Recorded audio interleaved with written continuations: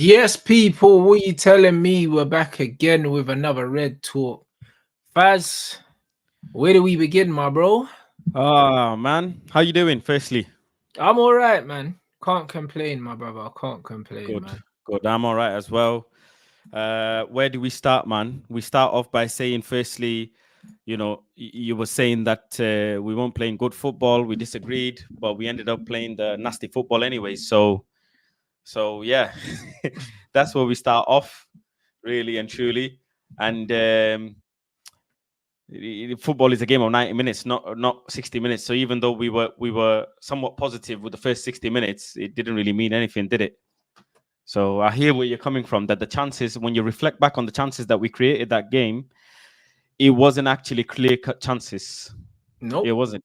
It wasn't clear-cut chances, and they made the better chances in the game where they had less possession as well, which is crazy in itself.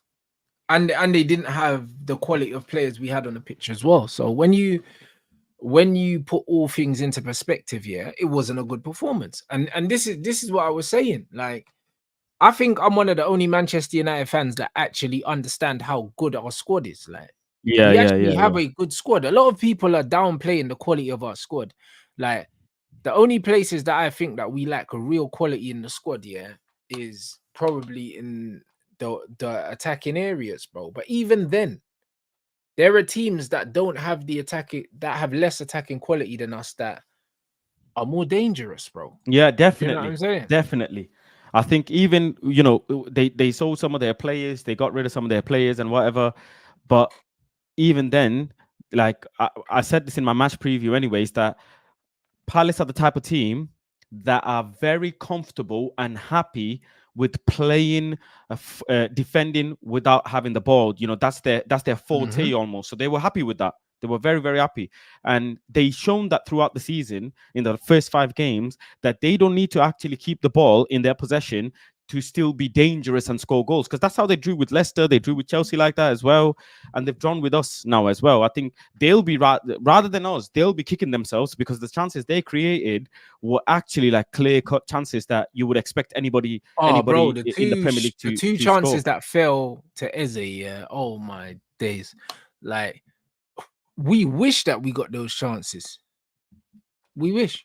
Because if those fall to us, we're laughing, bro. And this is what I'm saying about quality of chances, bro. I can't start looking at Zirkzee and looking at other players and Mm, saying, yeah, they should be doing X, Y, Z until we start creating chances of that quality. yeah, You know what I'm yeah, saying? definitely, That's a joke, bro. Do you know what I'm saying? That's an definitely, absolute definitely, fucking joke. So definitely. for I think me, as well it's not good enough. we saw as well, yeah, that in the latter stages of the game, when we actually need to control the game and squeeze the opposition, we did the total opposite. We panicked, and that's not Hmm. a team that's not the type of football that we need to be playing for us to go far in the Premier League. And if we want to be coming third in the Premier League, that's not what you do. You stay calm. Look at how Chelsea got their goal the other game when Sancho got his first assist. They were calm. They kept using their strengths. They kept playing to their strengths, and they eventually got that goal. And this is something that we need to concentrate on. There's a stat going about that Man United have had, the big chances that we've missed so far. You have to have context to that. Do you know what I'm saying? Just like the injuries last season, we had context to it. The big chances that we've had, let's actually look at the chances that we've created and who's taking the chances as well. I can't lie. Yeah, I don't think Alejandro Garnacho can be relied on to be finishing certain chances. Do you know what I'm saying? I'm looking at how he receives the ball, how he moves. It's okay for him to be an impact sub. I think the chances that he had, if Rashford had them chances, I think the probability of him scoring is a bit more because he's a better finisher. Oh yeah, 100%. If Rashford gets them two chances, he probably scores one of them. But you know what it is, yeah? It's like with Garnacho, yeah, people are getting twanged because he scored that overhead kick, yeah. That if he had 1,000 attempts, yeah, he Mm. probably wouldn't even hit the target. Do you know what I'm saying? That was a goal out of absolutely. Do you know what I mean? That was out of a dream, innit? But other than that, bro, when you look at the goals he scores, they're pretty easy goals. Like, do you know what I mean? If he's 6 yards out, he can score. This guy's not a goal scorer. Like, he's not a goal scorer, and he never will be a goal scorer. He's not a finisher. He don't Mm. strike the ball well, but he gets into good positions and he works hard, and that's great, innit? But Yeah. every time we start him, he's not good, innit? Yeah. So I don't know why the manager thought, it was a good idea to start this guy. Like, I don't know why if it was a good idea to start this guy in this game. And the thing is, apart from the 2 chances that he got, which the first one, both of them actually were him running in behind. Like Yes. that's it. Both of them. That's all he gives us. Like he never comes towards the ball. So Yeah. it's one of them things where this is why he's better suited, Mm. to coming off the bench, because he just runs away from the ball. And when the game's a bit more stretched, this is where he's dangerous, isn't it? But Mm. it's typical Man United. Gas up a player's GA, when we're playing against dead teams like Barnsley and when it comes down to games where we actually need a goal, does he score? Do you know what I'm saying? And this is the problem with Man United, bro. Like when all of these want to turn up, do you know what I'm saying? But when we actually needed a goal, where are they, bro? Nowhere. I think one of the things as well, it's good that we're creating chances. It's good that we're playing the type of football that we're playing. We're conceding less shots than last season. All of that is really good. But the fact is, we need a solid starting lineup. I think he definitely got that bit wrong where he worked on rotation. It's a bit of a yo-yo because last season he didn't do much rotation because he couldn't, because of injuries. First season he didn't do much rotation because he's stubborn. But this season he's rotating on the wrong weird games. Like Palace away, you don't really need to be rotating your main players. Palace away, you can do that in FC20. He did that in Barnsley game, which was great. Do them games against. Who would you say he rotated? Sorry, who would you say he rotated in the Palace game? Rashford, innit? Yeah, but I don't think that's a rotation. I think he dropped Rashford for Garnacho. I think he dropped Rashford, because Rashford ain't started the season well, and Garnacho's his favorite, and he can't really drop Ahmad. then Eriksen as well. I'll be honest, Eriksen, it should be for me, anyways. It should be the Carabao Cup games, the Europa League games. I'm happy with Eriksen to play there. Do you know what I'm saying? No, I would rather have Eriksen play, but he's not going to do it. So I'm kind of mixing a little bit of my own thought with his favoritism. If you ask me, if Faz was, the manager, 100%, I would play Eriksen, Casemiro, Ugarte. That's what I would play. I wouldn't play Bruno in there. I wouldn't play Mino in there. That's not the footballers I would play. Those players would be impact players, and especially for the likes of Mino, even Ahmad. Yeah, he's starting for Manchester United, but then looking at Ahmad, I think he needs someone that he can play off with, and the only players that we can think of is like Zirkzee in the 10, Eriksen in the 10. So he would be better off as well. There's been things going around saying Ahmad didn't have a bad game, but he's playing with cannon launchers. Yeah, but the thing is, Ahmad was fine in the game. But the thing is with Ahmad Yellow, he's only as good as the players around him, innit? He needs players to connect with. But it's the same for Sancho, and it's the same for Anthony as well. And this is what a lot of Man United fans just don't understand about football. Certain players need players around them to combine with, innit? And this is what it is. Like when Ahmad doesn't have players to combine with, he gets isolated, and this is when it looks like he's not having the best games. But if he's got players to do little give and goes to, he's completely fine. So Zirkzee's a breath of fresh air, but we still need a few more players in those attacking areas because Bruno doesn't show. When we get the ball, Bruno doesn't show and give Ahmad a pass like what Ødegaard does for Arsenal. When Saka gets the ball, Ødegaard shows and he gives him an inside pass. When Ahmad gets the ball, Bruno runs past Zirkzee and he's trying to get in the box. Do you know what I'm saying? So the options just are not there, bro. Like, so it's one of them things where I wouldn't even mind. It's not going to happen, but I wouldn't even mind seeing Anthony and Ahmad both playing with Zirkzee because it's one of them things where at least them three would combine with each other. This Garnacho and Rashford thing, they're outlets, but they don't combine well with anyone. They just don't, innit? They're guys that we can use, to be direct on a breakaway. And Bruno, he's an awful footballer, bro. But I think a lot of firstly, bringing on Rashford with Rasmus as well didn't make sense because Rashford actually links better with Zirkzee. That's one. And then the other thing as well, I think a lot of what Bruno does is just instructional. I can't lie, because the number one thing that's in my head is I don't think it's instructional, bro. I why think the manager's does just he giving not him the play license like to that go, in Portugal? because I just genuinely believe, yeah, that the manager has given Bruno the license to create. I think for Portugal, he has instructions. I think for Man United, he has no instructions.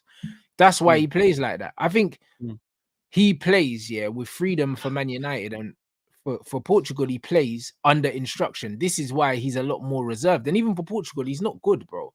Like, I've watched this guy for Portugal. Like, he scores goals every now and then, but he's shit as well, bro. He had a rubbish Euros. Like, bro, you didn't know he was playing.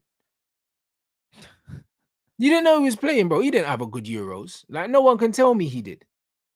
Do you know what I'm saying? Ten Hag ain't giving this guy odd good goals, and no people one took it. can tell me, yeah. No one can tell me Ten Hag gives Bruno instructions. Because what are the instructions then? Oh, run around and just hoof the ball. That's not instructions. Like, bro, no manager's gonna tell a player run around and just hoof the ball. That doesn't make no sense. What is the manager telling him? Because at the end of the day, yeah, the guy gave the ball away 35 times. The manager didn't tell him to give the ball away 35 times. It can't be instructional. It can't be instructional. It makes no sense, bro. The way Bruno plays with complete freedom to do whatever he wants, and that's the instruction. The instruction is go out there and do whatever you want. That's the instruction, bro. That's the instruction. He's a disgrace of a footballer. I hear it. And I can't believe this fan base gaslighted me and was telling me that this guy is actually good, because I told these man he was shit, bro. Even when he was scoring, I didn't see through this rubbish. And now, all of a sudden, it's trendy now to call Bruno out when I've been doing it for years. I don't like how much of a free roam this manager is giving him. This is something that really baffles done the me. same thing. That's how I know it's not instruction. Yeah, the free roam that they give Bruno Fernandes again and again. Like, I don't really understand what they see, and it would be interesting if it was like just a small percentage of the fans that are bringing this up.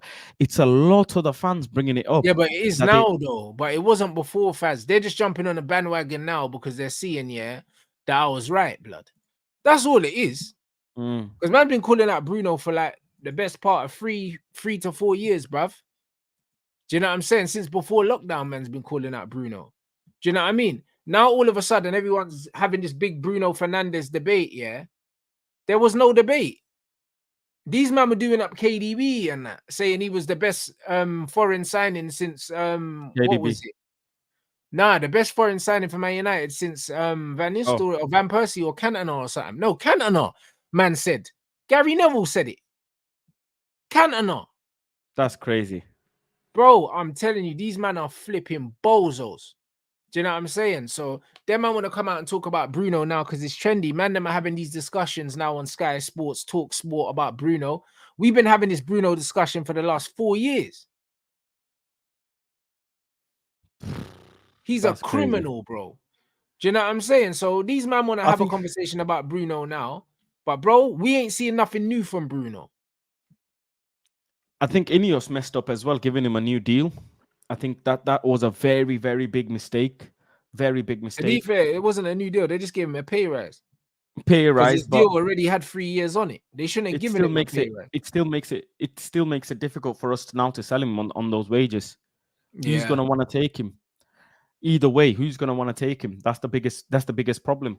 And I think I'm seeing fans say, you know, I've put a tweet out there, Rants, saying what are Bruno Fernandes's football talents? And I used to ask these questions, yeah, when I was before I was independent. I used to ask these questions. What are some of Bruno's talents, right? And Rants, what would you say football talents are for a player? They could be some players are naturally fast. You know, that's a form of talent. Just naturally I guess fast. That's not really a football talent. Dribbling, maybe that's shooting, finishing, gift, isn't it? Dribbling, shooting, shooting, yeah. Yeah, like press resistance, like Bissaka's ability to do a slide tackle. That's a form of talent. Yeah, he's 1v1 defending. Yeah, right. I got replies, yeah, saying his vision is a talent, which is mad, right? That's one. I've got answers like availability as a talent. I don't understand. My head, risk taking. They said risk taking is a. I'm not joking. I'm reading it. I They know said these risk man don't taking know. These man is a don't know talent. football. Then they said for long capacity is stamina. Bro, not one. A few people saying that's stamina. Not football, that's not a footballing. That's not a footballing talent. How? That's an athletic gift. Durability, him not getting injured or whatever, like durability, that's pure luck. And again, that is also down to just genetics or whatever. Like, do you know what I mean? The fact that he doesn't dribble as well, so he doesn't really get tackled. Do you know what I'm saying? You're more likely to get injured in a contact sport like football if you actually dribble with the ball, because he hoofs it every time it comes to him. Unfortunately, he doesn't get fouled. Do you know what I mean? Do you know what I'm saying? If someone take him out the game and then bro, do you know what I'm saying, bro? We don't need this guy, bro. I can't lie. He needs to get crunched, bro. He's an absolute donut. Do you know what I'm saying? So it's one of them ones where I'll be honest, when I watch this guy play football, yeah, it's nothing but like it hurts my eyes, bro. I can only imagine that's what it feels like to have sand poured in your eyes, bro. Like this is what watching Bruno is, bro. It's one of the worst things I've ever seen, bro. Like, he's one of the worst players that I've ever seen play for Man United. Like, technically, he's awful. The only thing that he can do is take a penalty. That's all he can do is take a penalty, bro. He's absolutely shit. He's got no footballing ability. He's got no open play footballing abilities, and his set pieces are shit. He's a shit free kick taker. He's a shit corner taker. Let's not beat around the bush, innit? This guy is awful. And the fact that these men have some chat for Casemiro is a better passer than him. Yep. Yep. Do you know what I'm saying? Casemiro's it's underrated. A lot of people don't talk about Casemiro's passing, especially further up on the pitch. They do not talk about his passing. Long range, short range, straight and direct. Bro, how come these men? Accurate. It's funny. It's all right for Bruno to give the ball away 36 times or 35 times in a game, but these men don't talk about how good Casemiro's passing is. Do you know what I mean? Every time Cass gives the ball away, these men are quick to talk about Cass's passing. Like, Cass's passing ain't better than Bruno's. Like, it's not better than Bruno's. This is what I mean about these men with their selective shit. Do you know what I mean? Because all of a sudden, it's all right for Bruno to give the ball away. But, bro, Cass wins the ball more than Bruno. So, if anything, he's got more of a right to take a risk and lose it, because he actually helps us win it back. Bruno don't help us win the ball back. And even the fact, we look at players like, for example, Paul. Was it not 80% of his assists came from our own half? Some mad stat like that. Yeah, just hoofball into Rashford. So whose passes are more accurate? Do you know what I'm saying? And it's a Rashford and Bruno thing, because soon as Rashford comes on the pitch, Bruno Fernandes just keeps trying to find him with long range passes, keeps trying to find him, and they both have become at this point net negative. Yeah, but the thing is, I don't think he tries to find Rashford. You know what it is? Bruno just kicks the ball into space. How many times do you see Bruno play a long pass into someone's feet? And how many play? If he just hoofs it, he just hoofs it over the top into space, and Garnacho and Rashford run onto it, bro. Do you know how easy it is to kick a ball into space? It doesn't need to be accurate. So it doesn't. Yeah, that's what I'm saying. Yeah. This talk about Bruno, yeah. This talk about Bruno being a good passer of the ball, it's a myth. Do you know what I'm saying? He just hits the ball into open spaces and people run after it, bro. Any donkey can do that, bro. Any donkey can do that, bro. Yeah. And the fact that even, bro, like when man talk about the assist that he got for Kobe Mino, yeah, in the FA Cup final, bro. That pass, yeah, that pass there, the pass was like a 5-yard pass, blood. He just looked good because he disguised it. You know them ones, but it was a 5-yard sideways pass, bro. Like, do you know what I'm saying? And most of the time, he can't even make those passes. Do you know what I mean? That was the one time it actually came off, bro. Like, if he was actually a quality player, if Ozil done that, or Fabregas done that, or something like that, because they can do that shit 10 times a game, innit? Because they've got that in their locker. Then fair enough. This guy does that, yeah. But, bro, this guy loses 5-yard passes all the fucking time, bro. Do you know what I mean? And people are going on Not like if he Bruno doesn't, he plays decides passes not like to that all make the them. time. Bro, That's the weirdest Zirkzee's thing. a better When passer of the ball than Bruno, bro. when he tried to do that Travella pass to Rashford, yeah, instead of giving it to the player next to him, he had a player right Yeah. next to him. Yeah. Just move, keep the ball ticking, move the ball. But instead, he's tried to do a mad pass. And, you know, this is another thing. He tried the pass, it didn't go through, and then he put his arms up and started crying. But that's it. Oh, that ball that Zirkzee played to Garnacho, bro, and that was with his left foot as well. Like, bro, Zirkzee with both feet can pass better than Bruno. This is the thing. We'll be better off, yeah, not having a spammer like Bruno in midfield, having a controlled number 10 like Eriksen, yeah, instead of Bruno, and letting Zirkzee be the creator and having goal scorers on the out wide. And we'll score goals. Because even Eriksen's a better finisher than Bruno, bro. Look at the 2 goals that Eriksen took at Barnsley. The first one, Eriksen crashed the box and scored. How many times has Bruno crashed the box and scored from across for Man United in the 4 years he's been here? I don't remember Bruno crashing the box and getting into the box and finishing with first-time finishes.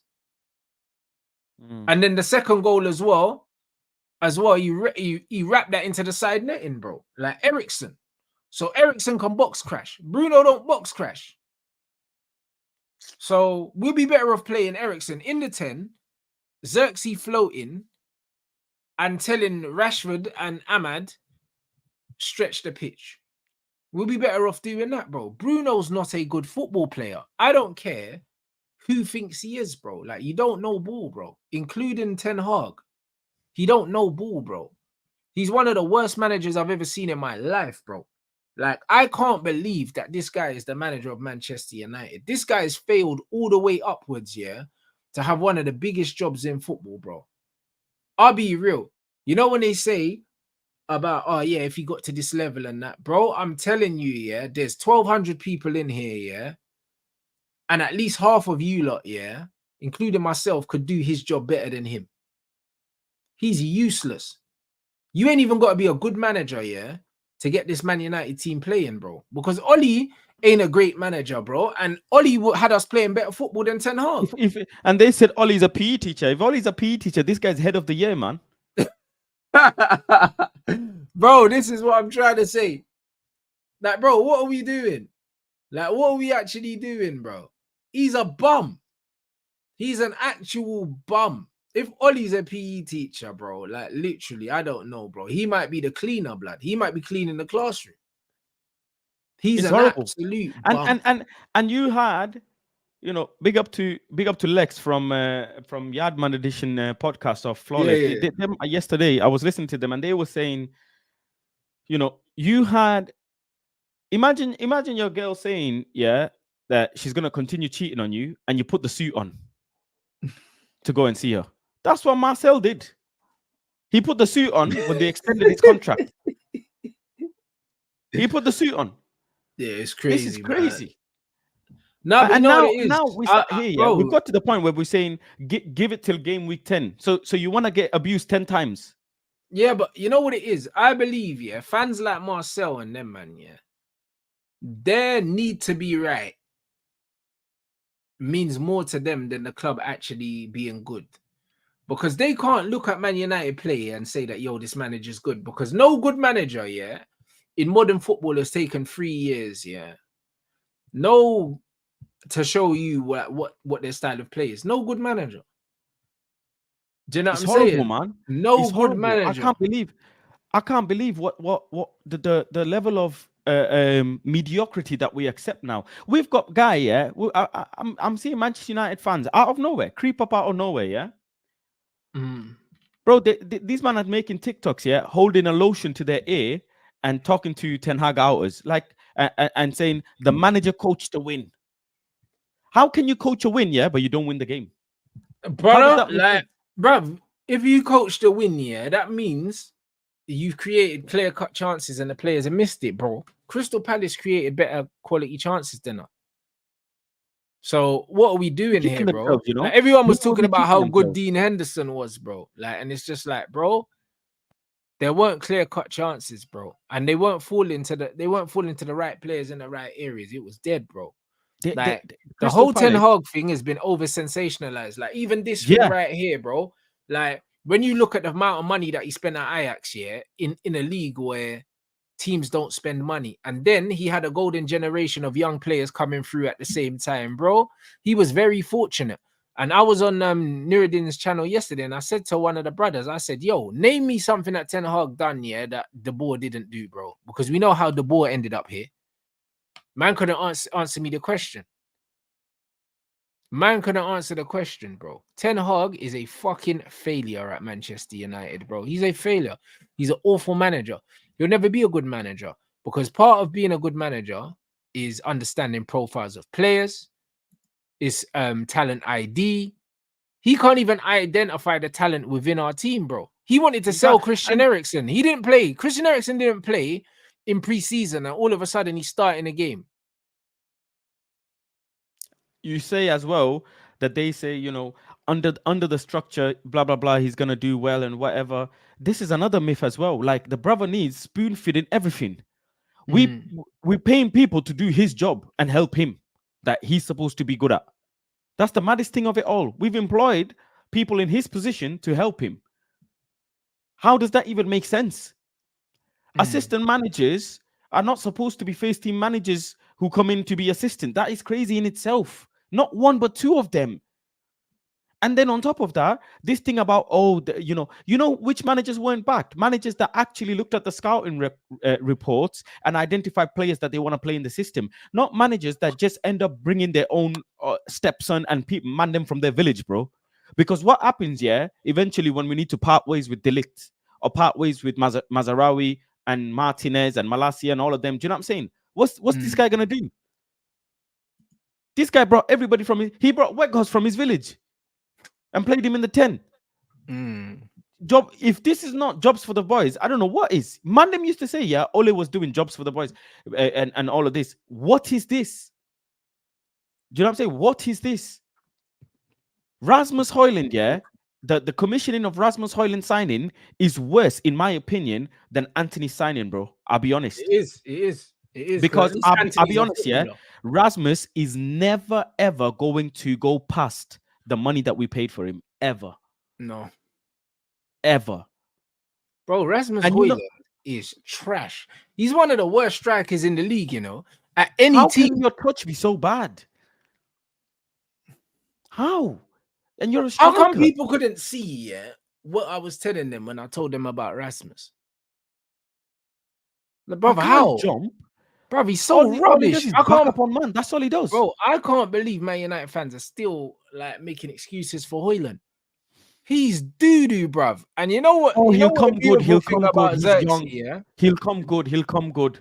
The beautiful thing about Zirkzee, is we saw Zirkzee start for Man United, do some beautiful things. Great link-up player, bruv. Best link man in the league by far. One of the best in Europe, bruv.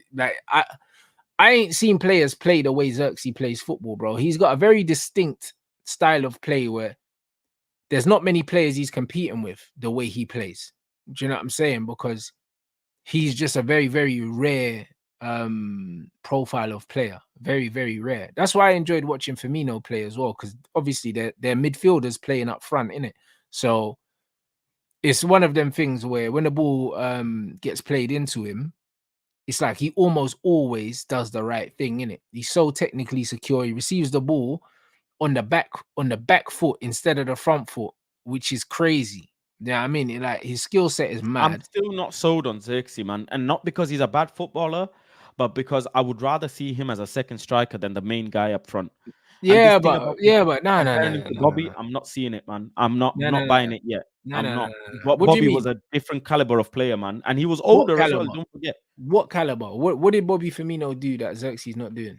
Bobby's ability to go past players individually, firstly, was way better than Zirkzee. Yeah, but he never did that. He's a much more he did it, but he didn't do that though. Like Firmino very rarely did that. You're gonna know, but he was very good at it. And on top of that, he also had Mane and Salah next to him, you know, that made the game look a lot better. I know, but that's not about it. But we're talking about him though. We're talking about him. We're talking about him and his ability. What Bobby was very, very good at here was the little. And Bobby had good aerial threat as well. Don't forget. Aerial threat. Bobby Firmino was shorter than me, bruv. What are we talking about? Bobby was good in the air, man. He was better than our both strikers in the air. He was. Oh, come He on, fam. was. He was, and his ability to keep the ball in tight areas by himself was very good. I need to see a lot more Zirkzee football for me to be, getting on that level, because I've been down that road when people said Malasia is ever a region and whatever. I'm not going down that road this easy. He's a good. Don't forget, Zirkzee is a really, really good footballer. He's really good. The team plays better when he's on the pitch. But players like Martial and them, different caliber, man. Different gravy. Martial was obviously an out-and-out 9 anyways. I think Zirkzee's better as a second striker. Brother, way better as a second striker. Zirkzee don't have a first touch. Are you fucking drunk? Who said that? Someone in the chat. Well, that's crazy. Zirkzee's first touch, man, is immaculate, bro. Like, what's man talking about? Like, is man drunk or what? Do you know what I'm saying? If he was drunk, I think. And bro, Bobby Firmino, Bobby Firmino must have averaged like how many Premier League goals in the season? Like 6 or 7 or something. He weren't no goal scorer, bro. I don't know, bro. I think you're thinking about one good because of the wingers he had, innit, with him. Yeah, bruv. Listen, he was a link man and a facilitator. This brother was not a goal scorer by any means. He wasn't picking up the ball and running past people. He wasn't doing that. Do you know what I'm saying? Silly, man. Come on, man. Bro, no, his footwork in tight areas was wavy, bro. But the guy, bro. Come on now. But the guy, I'm talking about profile of the player, bro. Zirkzee's link-up play and his switch of play and his through balls he's playing, bro. He's a different animal, bro. Like Firmino had a lower center of gravity, so he's better at doing little like tight space things, bro. But he was not playing the passes that Zirkzee's playing, bruv. He wasn't. They're different kind of playmakers, but they occupy the same spaces. That is why I compare the areas that they play in. Zirkzee's going to score more goals than Firmino. He's going to score more goals. And also, you see him getting the ball, switching play. The little passes he was sliding down the outside, to Garnacho and stuff like that, bro. Even the ball he laid off to Bruno, bro. Zirkzee could have had 2 assists in that game easily, bro. He's playing the ball to shit players, bro. He's playing the ball to shit players. And even the way Zirkzee receives the ball on the back foot, they play the ball into Zirkzee, He's got a player behind him, and he's taking a touch and he's pushing him off and he's touching it around the corner and he's drifting in the box. He's got way more of a physical presence as well. You are not appreciating what Zirkzee does, because he's playing with shit players. You need to just watch what he does and stop watching all the other stuff. Don't watch all the other stuff, bro. Because at the end of the day, this brother could have had probably double figures of assists already, if he wasn't playing with these scoundrels, bruv. Because look how well we keep the ball, when he's on the pitch compared to when he's not. I mean, when he's not on the pitch, we're just shanking the ball when he's on the pitch. But then that's also something that, I don't know. Do you want to give credit to the manager? He's got a player and he's keeping the ball, but then it's the players that he's put on the pitch, innit? At the end of the day, they're keeping the ball really well. I don't know why he doesn't do it more. Number 9, bro. Like, people need to understand there's different types of strikers, bro. Do you know what I'm saying? Like, it is what it is. When you look at someone like Olivier Giroud, for instance, you play the ball into Giroud, he lays it off for other people. People didn't say, Giroud needs to play next to a number 9. And Giroud's not a prolific goal scorer. He hasn't really been a prolific goal scorer anyway. He's a facilitator. There's different types of 9s, bro. He doesn't need to play with another striker. He just needs to have goals either side of him, bro. I don't understand why it's so hard for people to wrap their head around it. Because the thing is, with Højlund, Højlund don't really score goals and he can't link. But certain men think, that we should play Højlund up front when he makes the team worse. Like, what are we doing? You can't play Zirkzee as the 10. Zirkzee is not a midfielder. The Brez 6'4". What, you want him to be running around and pressing at 6'4" in midfield? I hear it. Do you know what I'm saying? Like, he's not a midfielder, bro. He's a striker. He's just not an out-and-out striker, bro. You don't want no 6'4" brother to be running around chasing, pressing, bro. So what's he doing in midfield? It makes no sense to have Zirkzee in midfield. What, you want him to do the Bruno thing, running around? No, but I still think just being behind the striker, he'll be able to play off strikers a lot more. Strikers will be Playing able to behind play the off him a lot strikers, he's better. gonna have to do defensive work. He's not a defender. Yeah, but he won't if we have competent midfielders behind him, bro. He won't. So you're saying what? We're gonna play a 4-4-2?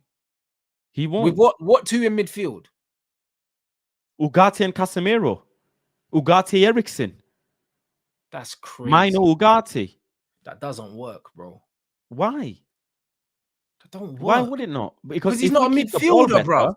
But if we get to keep the ball better, that's the best form of defending. Is attacking better. Bro, I'm not seeing Cole Palmer doing a lot of defensive work. Do you know what I'm saying? I'm not saying João Felix do a lot of defensive work. I mean, you're gonna have to do the odd bit of running anyways. But for him to play in the 9 position, and João whilst Felix we have like Rashford and Garnacho in the team, and like 12, 13 stone, bro. Like, it's not. Imagine having him and Kobe Mino in a midfield and they both can't run. We'll get killed, bro. Like, we'll get killed. Second striker for me is what I'm seeing. You want Zirkzee running around trying to tackle people. You could do. There's loads of different variations you could do. You don't have to do 4-4-2. You could do 3 at the back. Do you know what I'm saying? You could do what is it? 3-4-2-1. Loads of different variations. 3-5-2. Someone's mentioned. You could do loads of variations. Long as he's playing with someone who's just as good as him on the ball and he's got a bit more height, a bit more physicality in the box, he'll be good. Because in the Premier League, you need to be able to rough up defenders, man. Bro, I've already said, that we should play a 3 at the back, but we're not doing that. So I'm talking about in the system that we're playing. In the system we're playing, brother, I never see no one say, "Oh, Rants, we should play Berbatov in the 10 in midfield." He's a fucking striker. Yeah, but just because killers, man. No. Do you know what I'm saying? No, like the guy's 24 years old. He's a different kind of center forward, bro. He's just a different kind of center forward. Like, he's more of a link man. He's a pass first player. Berber was as well, and he was still a 9. He's still a 9, bro. And this is the problem, bro. It's like a lot of football fans, can't get their head around that there's more than one way to play as striker. So everyone's judging him, unfairly. It don't make no sense, bro. These men are judging him, like he's fucking Erling Haaland, bro. But the problem is Erling can't link the play, and Erling doesn't bring his players into the game the way that Zirkzee does, bro. Yesterday, Erling in the second half, he was a passenger because there was no space in behind and City were moving the ball around. So he was just standing in between players, not really getting involved because that's not his game. There's different types of strikers, bro. But Zirkzee's not allowed, Zirkzee's not allowed to be the striker he is because everyone's so fucking obsessed with stats, bro. This is just all it is. People need to get over it. We're a better team, with Zirkzee on the pitch and not scoring than we are with Højlund on the pitch and scoring. Because he's shit. That is true. So why can't people get into their head that he's not supposed to be the one to score the goal? Because it's the same principle when Martial played for Manchester United. Yeah, but Martial was actually a 9, that could score goals. As well as link. But the team, but he didn't link like Zirkzee. Martial's link was like, play the ball into me, little short, give and go and that. Zirkzee's doing wide switches, like 20-yard, like through balls and stuff like that. Bro, he's an accomplished. And that's why I'm saying he's better in the 10. False 9. No, he's not. He's a false 9. In a 2 up front. He's a false 9, bro. Man is saying he's better in a 2 up front, but he doesn't play in a 2 up front for Holland. And he didn't play in a 2 up front for Bologna, bro. He's a 1 up front. He just plays the position different. I don't understand. I don't understand what languages man needs to say this in so people can understand it. Like, I don't get it. I really, really don't get it. I think bro. I just need to I need to see way more football of Zirkzee in real life, you know, on just on a weekly basis for me to understand his football a lot more. I think that's just where my head is at. I'm just not, it's not clicking in my head, in all honesty. I understand what you're saying.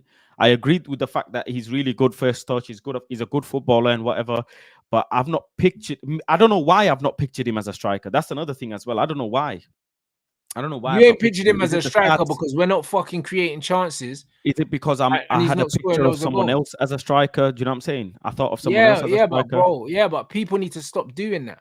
People need to stop having a picture of other people, yeah, and just look at players for what they are.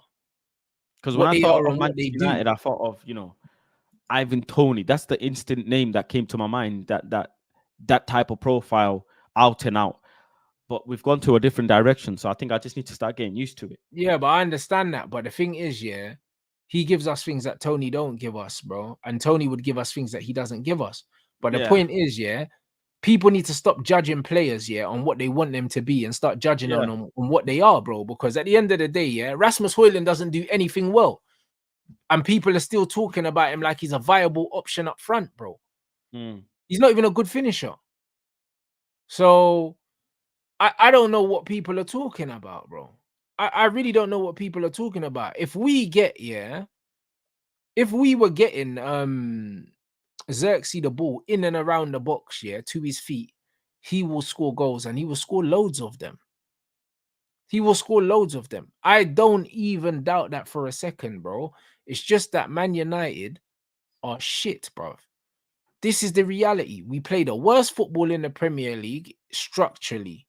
We have good players, so we do good things in moments. And guess what? All the good things we create, Zirkzee's at the heart of them. Even the goal he scored, he started the move.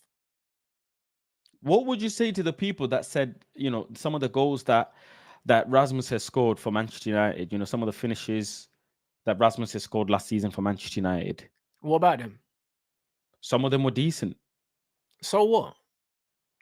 Shit players score good goals all the time. It doesn't change anything. When you look So, at goal of the season contenders, it's full of scrubs. Do you know what I mean? Garnacho scored a bicycle kick. Is he a good finisher? Garnacho and probably scored the best goal that Man what would United you have say scored that in the last 10 years, bro. And guess what? that that He's shit. that those people or those fans who think like that, they would say, you know, there's potential there to work on and develop. Now, I'd say Man United's not a development team, bro. He's not good enough. He's not good enough, bro. I would implore them to go and look at his performance for his country in the Euros. I would implore them. He's not good enough. He lacks basic fundamentals as a footballer. Forget being a striker for a minute, yeah? He lacks basic fundamentals as a footballer. This guy's first touch when he came on, yeah, was with his shin pad, bro. And this guy's wearing the number 9 for Manchester United. People were complaining, yeah, about Zirkzee saying, oh, yeah, like he's not a goal scorer, this, that, and the other. But guess what? In order to score goals, you need to get the ball down the other side of the pitch. Every time the ball went up to Rasmus, it bounced off him, and then we were defending again. That was the beauty of that cameo, you know, because it actually, man, it's crazy. that cameo right there showed you the value of Joshua Zirkzee. That's why I enjoyed that Rasmus cameo, you know, because it showed you the value of Zirkzee, bro. Because all the men that were talking about Rasmus, because like I said, absence makes the heart grow fonder. Loads of people were talking about Rasmus here. They were fantasizing about him coming back because they're remembering the goals that he scored last season, even though they didn't mean anything. And let's not forget that towards the end of the season, last season, when we were on the run to win the trophy, Rasmus got dropped. He wasn't playing. Have you guys forgot? Because all of this Rasmus brigade, just remember when we was going on the run, yeah, to win the trophy, last 4 games, we dropped that scrub. We dropped him. And one of his goals that he scored was off the bench. He wasn't playing. Bruno and Scott was playing in the false 9 because the team realized that we play better without him. And that was last season. So why all of a sudden you going on like he was so pivotal for us? He wasn't. He was not. He scored most of his goals, yeah, in a Champions League campaign where we finished bottom of the group and we disgraced. we disgraced ourselves, bro. Do you know what I'm saying? His goals. They said his goals went to waste. But then it's not a joke scoring in the Champions League now. Come on now. As much as you can call him a scrub, it's not a joke, man. Come on. Who do we play? Who do we play in the Champions League?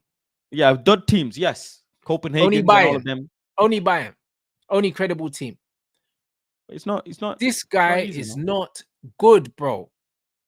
Do you know what I'm saying? So it's one of them things where the fact that people are talking like Zirkzee needs to prove himself, but these guys are allowing Rasmus to get away with the season that he's had. It's a disaster. The way people are talking about Joshua Zirkzee compared to Rasmus Højlund, when Joshua Zirkzee is 100 times the player that Højlund is. Do you think it's the PR? Would you say it's the PR? Of course it's the PR. That's why I said Zirkzee needs to get blue contact lenses, mate, and dye his hair blonde. That's what he needs to do, bro. Because Man United have got Rasmus Højlund's face all over every single post on the Instagram, trying to do the Rasmus Garnacho and Kobe Mino thing. Do you know what I mean? To try and make it look like they're all academy graduates and this is the future of Man United. They've been working overtime trying to do this PR thing with flipping Højlund, bro. He's not good enough. He's worse than Garnacho, bro. Out of all three of them, he's the worst, and he cost the most money. You'd have to consider the influence certain channels have as well, because he was looking at their stories, he was DMing well, them. Of course it is. It's that. You know, Rasmus was watching my Instagram stories. Brother, I'm telling you, it's him, yeah. It's that channel over there. And it's also Manchester United, yeah, the brand, innit? Not the football club. The fact that they gave him the number 9 in the first place, he didn't earn the number 9. He didn't earn the number 9, bro. He had a mediocre season last season, and he got gifted, yeah. He got gifted with a fucking he got gifted with the number 9 shirt, bro. He didn't even have to earn it, bro. This is the problem with his football club. I'm glad he hasn't been put on good wages because he can still get sold. This guy's not a Manchester United number 9 by any stretch of the imagination. When you go through the guys that have worn the Manchester United number 9, he's easily the worst player that I've seen in my lifetime wear that shirt. And it's not even close. It's not even close. In my lifetime, I don't even know who's the closest player to Erasmus to wear the number 9 at Man United in terms of ability. He's so far away from everyone.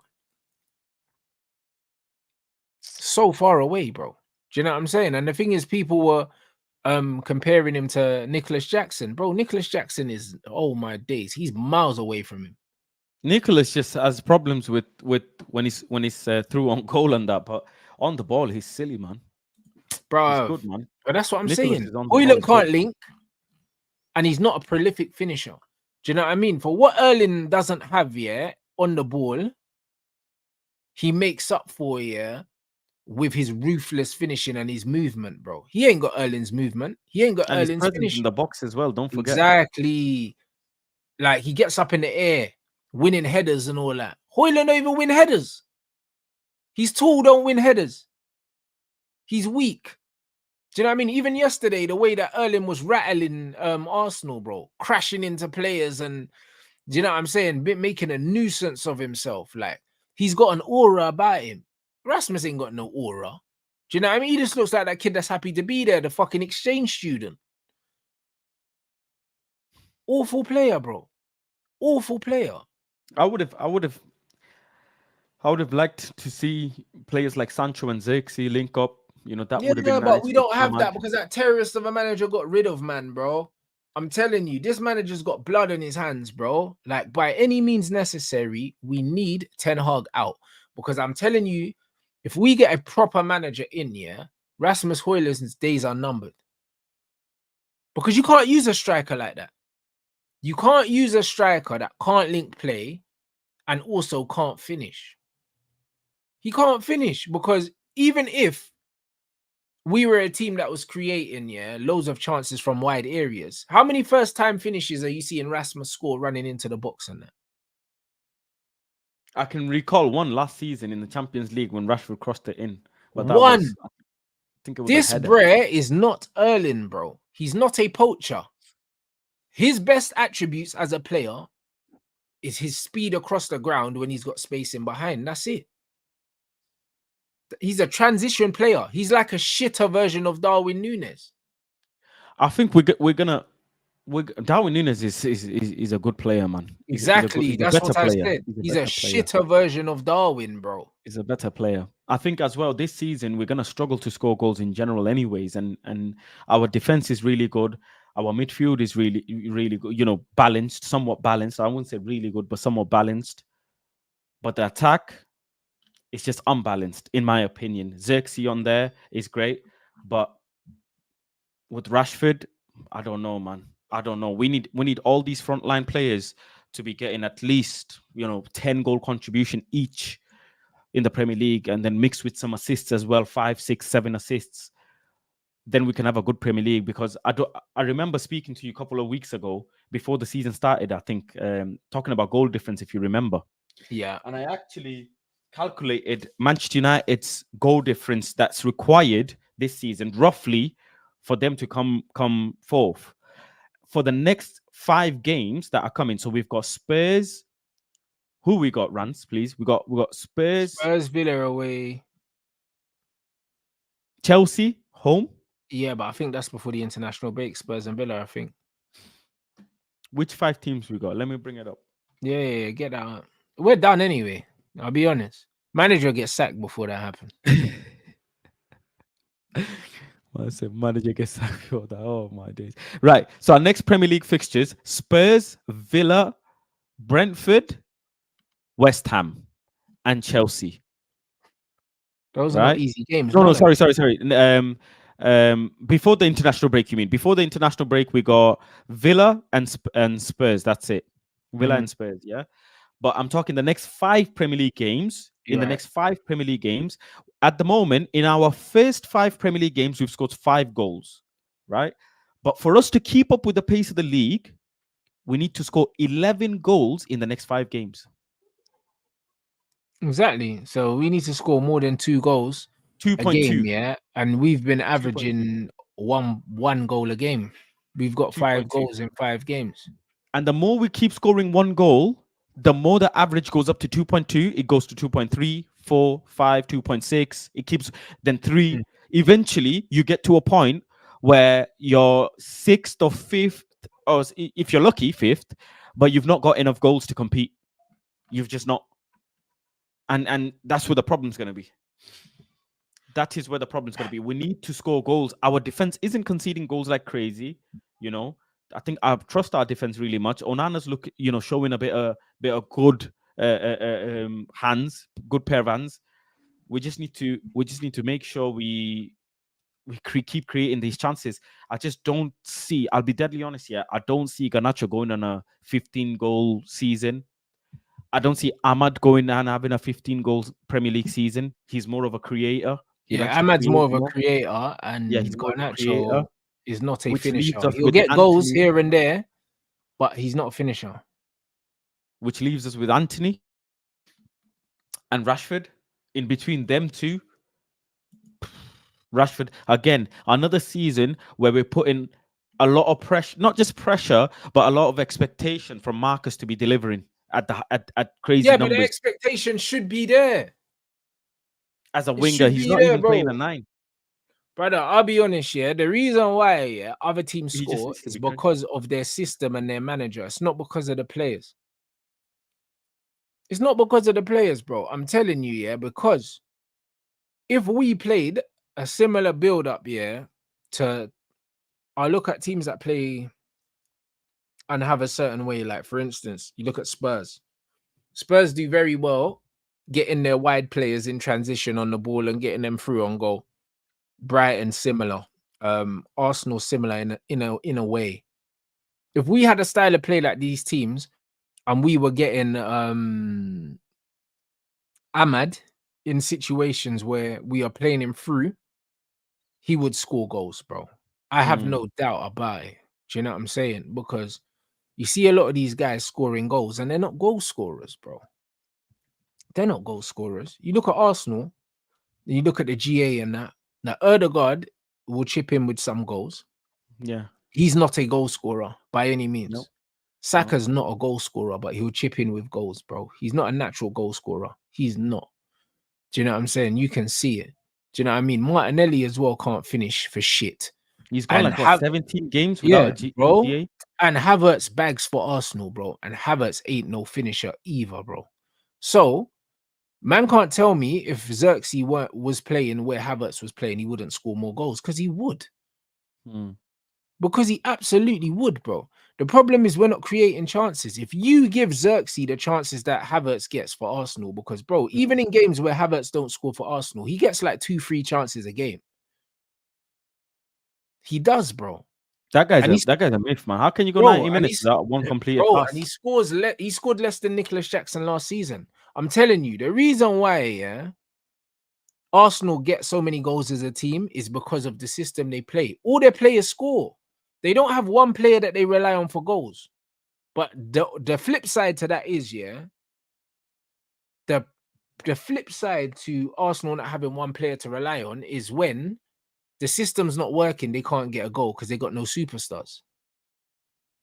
Do you know what I'm saying? So this is all it is. But as a team, the team creates chances. Because Havertz should not be scoring 14 goals a season, for Arsenal, because he's shit, bruv. Do you get what I'm saying? So 14 goals is a decent return for a guy that's not a striker. It's a decent return, bro. Do you know what I'm saying? That's nearly what it's nearly 1 in 2. It's nearly 1 in 2. That's not bad. You need a striker to have to, for Premier League winning caliber, anyways. You need striker or wingers that can score double-digit goals, man. No, but not really, because we saw Gundogan, KDB, Mahrez all score 15 plus goals for City in one season. That we can't compare to that, man. Yeah, we can't. But the point is in football. The point is in football. City as a team, scored a similar amount of goals before Erling, bro. It doesn't matter who scores the goals. Why is everyone so obsessed with who scores the goals? It don't matter who scores the goals. If Zirkzee's making us a better team and our wide players are scoring all the goals and Zirkzee's not scoring any, that doesn't mean Zirkzee's not a good player, bro. Who cares who scores, bro? You can score the goals for a team and not be the most important player in the team. That's also okay. And this is the point. Like, people think, the person that's scoring goals is the most important player in the team. They're not. They're not. No, they're not. No. You know what they're I'm saying? Important. Sure, they're important, but they're not. You're just doing your job. The person that facilitates the way you play is the most important player. That's why everyone's celebrating Rodri's injury now, because they understand, that he's the most important player in that team. And he's not the goal scorer. So why are people, romanticizing, who puts the ball in the back of the net when all that matters is the win and the 3 points? I think. Why do we care? Now we need to look at how we're gonna build the team to go to the next stage. Because if you look at our squad, I don't actually think. No, sorry. If I'm just let me make my point. I'm saying, I think our team, we've molded it really well, right? I think it's just the finishing touches that's needed, the garnishing that's needed. And I think players like Eze would make a lot of sense for Manchester United, to bring him in. If we can part ways with Bruno next window, a left back, a good left back would make a lot of sense. I think, if we manage to part ways with Rasmus, which I don't think is going to happen at all. We're being linked with Robinson at Fulham. A good, another right winger, because Anthony ain't gonna cut it, in my opinion.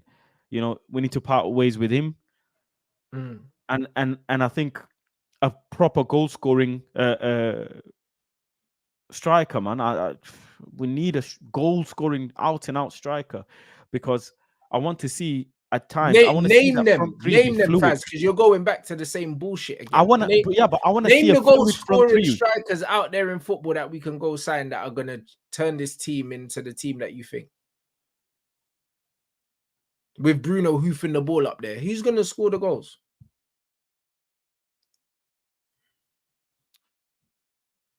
I mean, I can't. Osimhen is in. He's a Chelsea boy. Ivan is retired. Vlahovic, I don't know if people are gonna like him or not. Vlahovic ain't even doing shit in Italy. What's he gonna do here? He's a good player, man. He's a striker, man. Come on, at the moment. But last season, was it last season or the season before? I don't know, man. Can't think of any other because strikers. football's moving past that. Do you know what I'm saying? So football fans need to move past that as well. Like Ollie Watkins is rubbish. Like what am I talking about? Nah, he's not rubbish. Watkins is rubbish, bro. He's Yes, not he rubbish. is, man. Yes, He's he not is, rubbish. bro. Nah, I'm not He's having it. Sorry. rubbish, Nope. bro. He's rubbish. I'm tired of this. You know what it is, yeah? The standards in modern football are so low. Ollie Watkins. He's rubbish. Ollie fucking Watkins, bro. Do you know what I'm saying, bro? Ollie Watkins is a fucking... He's one of them players that play for them low league teams that just run the channel and that, bro. With the same Ollie Watkins, yeah, that couldn't finish his dinner against Arsenal, bro, from 2 yards out. I'll be back anyways, Rants. I got to answer this call, yeah? I'll be back after a little bit. No worries, bro. No worries. Bro, Ollie Watkins ain't it, bro. Man are waffling, bro. I can't even lie, bro. Ollie Watkins is Aston Villa level, yeah? And you could argue, yeah, if Aston Villa, yeah, stay in the Champions League, Ollie Watkins ain't even Champions League level, bro. Ollie Watkins ain't Champions League level, bruv. Never has been, never will be, bro. Let's not play, bruv. Do you know what I'm saying? The level in football is so low, it's mad, bro. Well, man think Ollie Watkins is a top striker. Bruv, listen, when did man start watching football? If man think Ollie Watkins is a bad boy striker. Like, no, but big man thing. Like, bro, when did man start watching football? Like, the state of football right now, that man think that Ollie Watkins, yeah, is a bad boy striker, you know. That's crazy to me. Ollie Watkins at Man United ain't getting no chances because who's feeding him, bro? Bruno Hoofballs and that. This is mad. But it's crazy. Like, this is what I'm saying. People need to understand, yeah, that certain players just suit certain styles of play. That's all it is. Do you know what I'm saying? We had Lukaku at our team, and man were calling him rubbish, but he's better than Watkins. Lukaku was better than Watkins, bro. And man were calling Lukaku a scrub when he was at Man United. And now all of a sudden, man are doing the Ollie Watkins thing.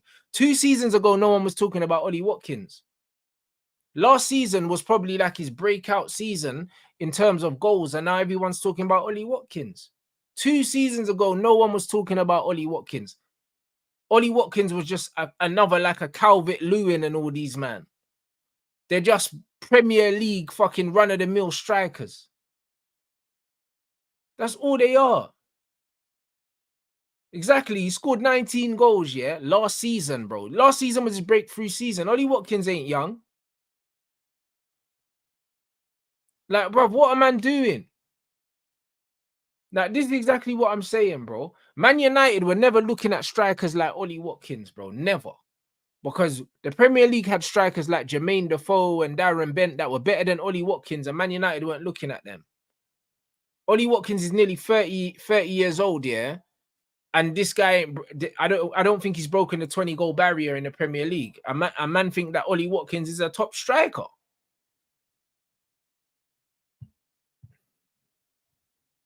Brother, I don't know, innit? I'll be real. I don't know.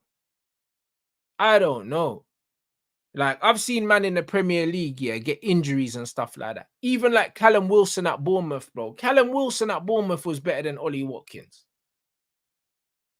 Couldn't stay fit. But Callum Wilson was better than Ollie Watkins, bro. And Callum Wilson ain't no top striker either. Do you know what I'm saying? So I don't know what we're talking about. I don't know what we're talking about. Do you know what I mean? The standards for football is in the gutter. It's in the gutter, bro. How does man think that Callum Wilson got that move to Newcastle, bro? He was mashing work at a dead Bournemouth team, bro. I don't know what Callum Wilson's goal scoring record was because I'm not really good with stats. But he's not a Man United level player. Never was. Never will be. He's really just a good Premier League striker. That's it. Do you know what I'm saying? That's it. So in world football right now, there's not loads of number 9s out there smashing in goals. There isn't. Because the game has moved past that. Now you have to be a complete player. You kind of have to be able to do a little bit of everything. Erling, yeah, is a player that is the exception, not the rule. The rule is now you have to be a striker that can kind of link play. Do you know what I'm saying? Bring other people into the game. A bit like what Solanke does. A bit like, do you know what I'm saying? Like the Tammy Abrahams, even that scrub Thuram now at Inter Milan, bro. It's not just about scoring goals. You got to be able to bring your teammates into play and do loads of different things. The game is evolving, bro. So when man are saying, oh, we need a 30-goal a season striker, well, so does every other team in the world. So does every other team in the world. Where are they? What factory are they making them in so we can go buy them? Because they're not on the market. They're not on the market. So where are these 30-goal a season strikers? Where are they, guys? Because man are saying Isak and all these guys. What is Isak a 30-goal a season striker? What's Isak's highest scoring season in the Premier League? Because last time I checked, the guys that were going for the Golden Boot were Mo Salah, Harry Kane, and fucking Mo Salah, Harry Kane, a man like KDB and all these guys. Like, what are we talking about? The goals are out wide now. And Son, Heung-min Son. Obviously, Erling. Forget Erling. The point is, the goals are coming from out wide. The goals have been coming from out wide. So why are we going on like there's bare poachers and that? There's not poachers in the game no more. The goals are coming from out wide. And yeah, Cole Palmer, I hear that. But Cole Palmer's on penalties as well. But the facts are, yeah, Son, Salah, and Harry Kane have dominated the Premier League, yeah, for the last, 5 years? Consistently. And Erling has dominated for the last 2 seasons. Harry Kane isn't an out-and-out number 9, and he's his own profile. And then you've got Erling. Other than that, you've got 2 wide players that scored. So this thing about, oh, we need a number 9. No, bruv. The guys scoring goals are from out wide. Mahrez scored bare goals for Man City from out wide. KDB scored bare from midfield, bro. The game of football right now is not producing, 20-goal a season strikers, or else they would cost 150 million. Don't tell me about combined GA, blood. I'm talking about goals. Do you know what I mean? I'm talking about goals. Like, I didn't start watching football in 2020, bro. I don't care about GA. I want goals only. Do you know what I'm saying? Raheem Sterling as well, when he was at City scoring goals from out wide. Strikers are not giving you 25 to 30 league goals outside of Harry Kane, Erling Haaland, bruv.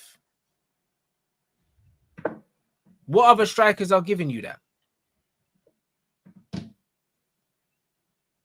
Where are they? Where we at? What are we talking about? Where are they, bro? Where are the strikers that are giving you 25, 30 goals whose name isn't Harry Kane or Erling Haaland? Who are they? Where are they? What factory are they building them in? Yeah. The strikers ain't striking no more, people. Do you know what I'm saying? So this is what it is. Isak had a good goal scoring season last season. Cool. But he's still got a lot to prove, mate. Do you know what I'm saying? Like, I'm not getting carried away with the Isak thing, bro. Loads of people are getting super, super carried away because he had one 20-goal season. bro. Marcus Rashford had a good season where he scored loads of goals, bro. Do you know what I mean? What, Isak done it for one season and all of a sudden you think that Isak's that guy, bro? I promise you he's not who you think he is. I promise you he's not who you think he is.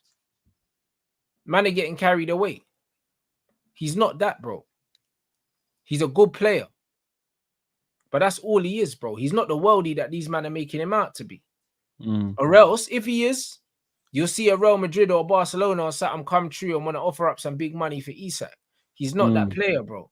He's scoring goals, yeah, in a Newcastle system that fits him. That's it. He's not an absolute world beater. He's not. I'll be honest. He's not. So it is what it is. Yeah, but Isak has a load of potential, man. Yes, he does have a load of potential, but bro, potential don't win you games, blood.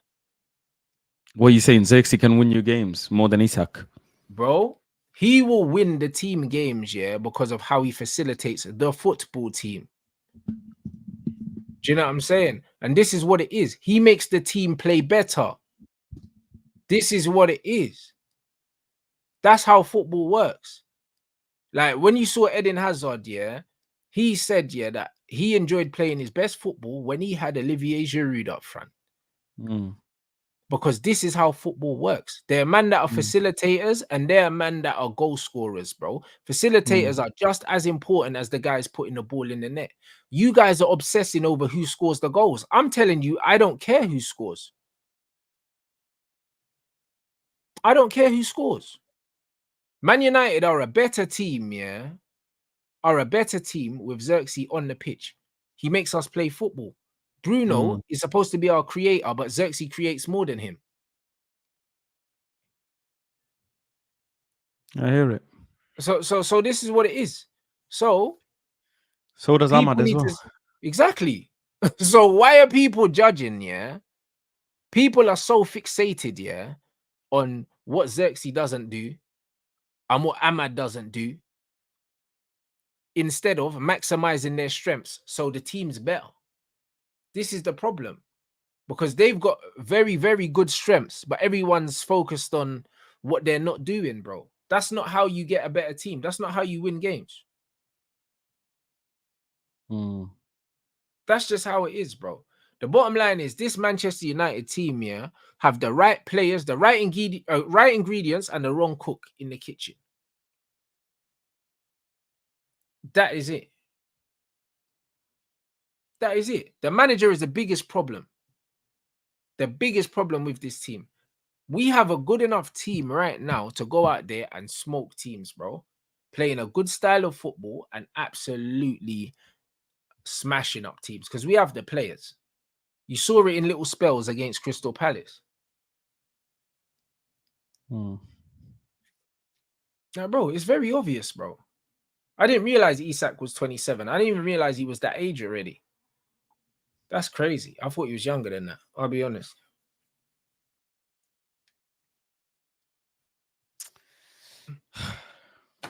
We'll win FC20 and then people will say we're back again. Of course they will. Like when we beat Barnsley. Man saying he's 24, bro. Why am man putting fake news in the chat? He's 24. Yeah, I thought he was younger than that. So why the man think, yeah, that beating Barnsley, man, our man saying he's 25. Hey, bruv, whatever, innit? Bottom line is, I don't know why man thought, yeah, that beating Barnsley, yeah, was gonna be us turning the corner, bro. This is why I said, yo, the standards at this football club's at an all-time low. Honestly, bro, I'm getting so pissed off. I think me personally, I'm one loss away from losing my head. Yeah, but that loss is round the corner, bro. I'm one loss away. That loss is round the corner, bro. So what's gonna happen, bro? Yeah. So I don't know. Let's see. What's gonna happen, my bro? Let's see. Spurs at home. If we draw that game, that's gonna be a big problem, man. Battle of the mid-off, that is. Battle of the mid-off. Yeah, but the thing is, Spurs, you know what I'm saying? Like, bro, Spurs are not even mid, bro. It's just that they just don't have they don't have the balance in attack. For me, what Spurs should have done was they shouldn't have bought Solanke. They should have played Son down the middle, and they should have bought a winger. That's what they should have done. They should have bought a winger. They spent the money on the wrong position. They didn't need Solanke because Son can't play wing no more. His legs are gone. Son needs to be the central player, and they needed to buy a wide player. They should probably try to get Jaden or something like that. Because if they had Sancho on the left and Son up front, they would be better than playing Solanke down the middle, bro. They needed a winger, or even if they tried to get Eze and played Eze on the wing or something. Because Spurs, or even a Pedro Neto, that's a good shout as well. But they needed a winger, bro. Like Son on the wing is not the old Son, bro. They're not the old Son, but bro, the way they play football, like Spurs are way better than us. Like way better than us, the way they move the ball. It's not even close, man. It's not even close. They just lack the cutting edge right at the end. That's just all it is. But bro, I would much rather be in Spurs' position than our position, in the sense that if we were both stuck with our managers at the end for the whole season, I expect them to finish above us. Just because at least they know what they're doing, bro. I don't know what Man United is going to turn up. We know what Spurs is going to turn up. Spurs are going to dominate the ball. They're going to press high. We don't know if they're going to win the game or not, but we know they're going to play a high line football. Yeah. We know what we're going to get. And most of the time, they're going to win. Most of the time, because their system sets them up to win most of the time. Do you know what I'm saying? The problem is with us, our system doesn't set us up to win. And it depends on how our players are feeling on the day, if our players are up for it. If a few of our players have a bad day, we stink the place out, Faz. This is the problem. Like, we're saying Man United will hit them on the break, but you know the beauty of Man United? When we're on the break, we'll lose the ball on the break, and then we'll get counter-pressed, and then we'll concede. Because we can't even pass to our own players on the break. I wouldn't be surprised if Man United, if this manager thinks, yo, Spurs are going to play a high line, so I'm going to play my speed demons. I'm going to play Højlund, Rashford, Garnacho. So, and we're going to sit deep and try and break. I wouldn't be surprised if the manager does it. The same way he dropped Ahmad for the Liverpool game for the breakaway. Don't be surprised if the manager drops Ahmad or Zirkzee. Because I very much doubt he'll play Ahmad and Zirkzee against Spurs. I think one of them get dropped. I think one of them get dropped for pace. The manager's so predictable. He's so predictable when it comes to playing against the big teams. He always thinks that he needs to sit back and break. That's the only way he knows how to play. So, yeah, bro, like, I don't know. You're saying you're close to losing your mind, bro. Listen.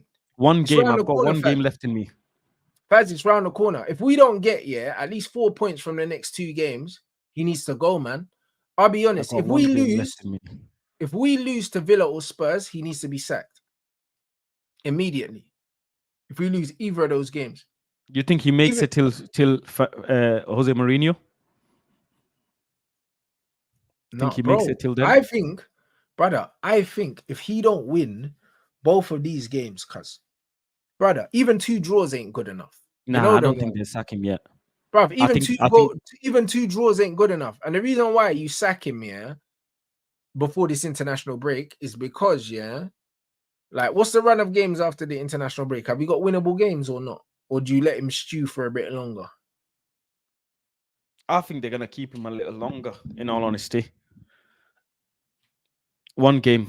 I think a little bit longer, but for me, it's one game. I think they're going to keep him until, like, after the this incoming international break. I think probably they're going to see it out, because they're probably. I think also Ineos are a bit of a, how can I say it? They noticing what the fan base like as well. You know, the fan base wanted to keep him. They kept him. Yeah, but the fan base, I reckon the fan base are done with him now, bro. You giving Bruno a new deal. Yeah, but the fan base are flip-flopping now. The fan base are turning on Bruno. The fan base ain't really defending the manager no more. Haven't you noticed that? Have you not noticed the tides change now, bro? Like, you haven't felt the tide turn. For me, Rants, it doesn't actually need to be that he's sacked now, because The tide is turning, but I need people to get really, really sick of him. I need it to get to the point where people are really like, yo, I actually generally think this manager is such a bad manager. This manager is so this, that, the other. Then, only then, I will say, okay, now is the time to sack him. I don't ever want this manager being sacked and then people coming out and saying, oh, he could have done this. If only Eric was here. If only Eric did this. I needed to get past, sickness. Basically, that's the only way.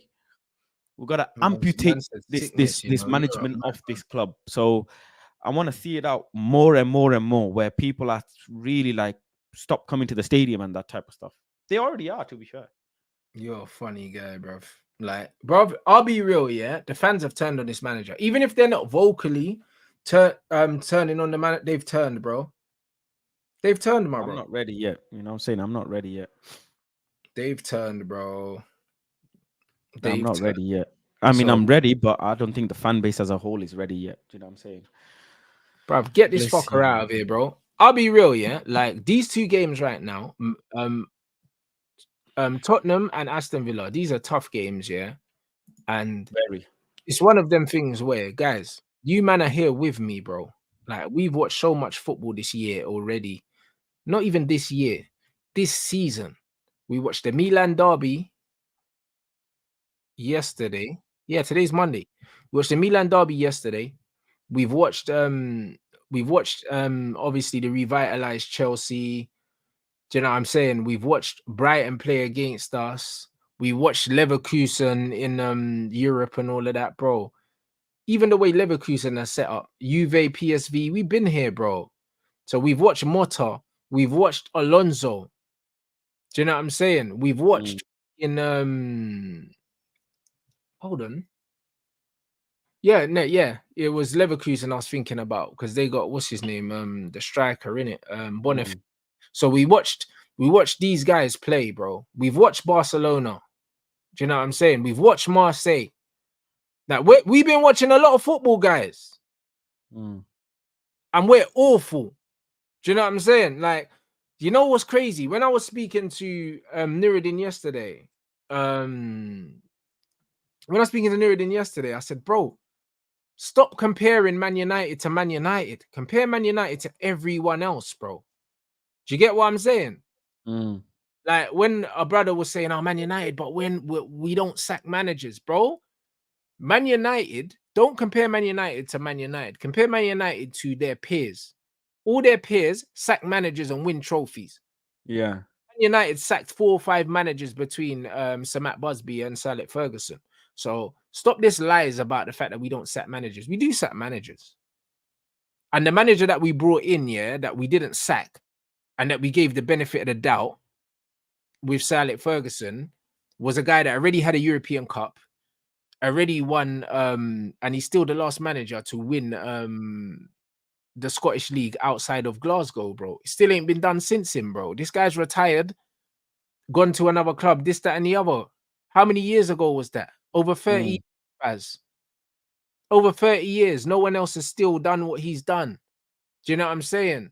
Like, he might have been the last manager to beat Madrid in a final as well. I don't remember them losing a final.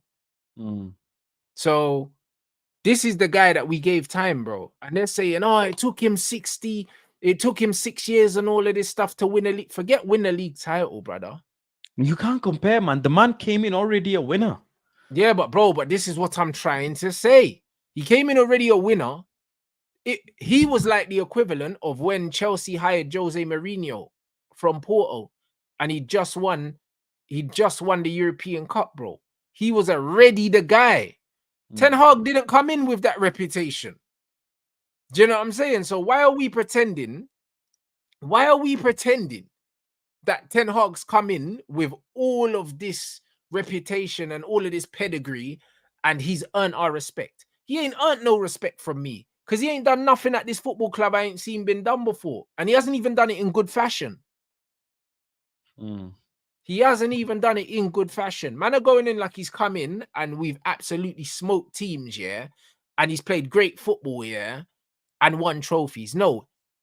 he scumbagged his way to 2 trophies and not really played no one, yeah. Out of the 2 trophies, yeah, we've played 2 decent games.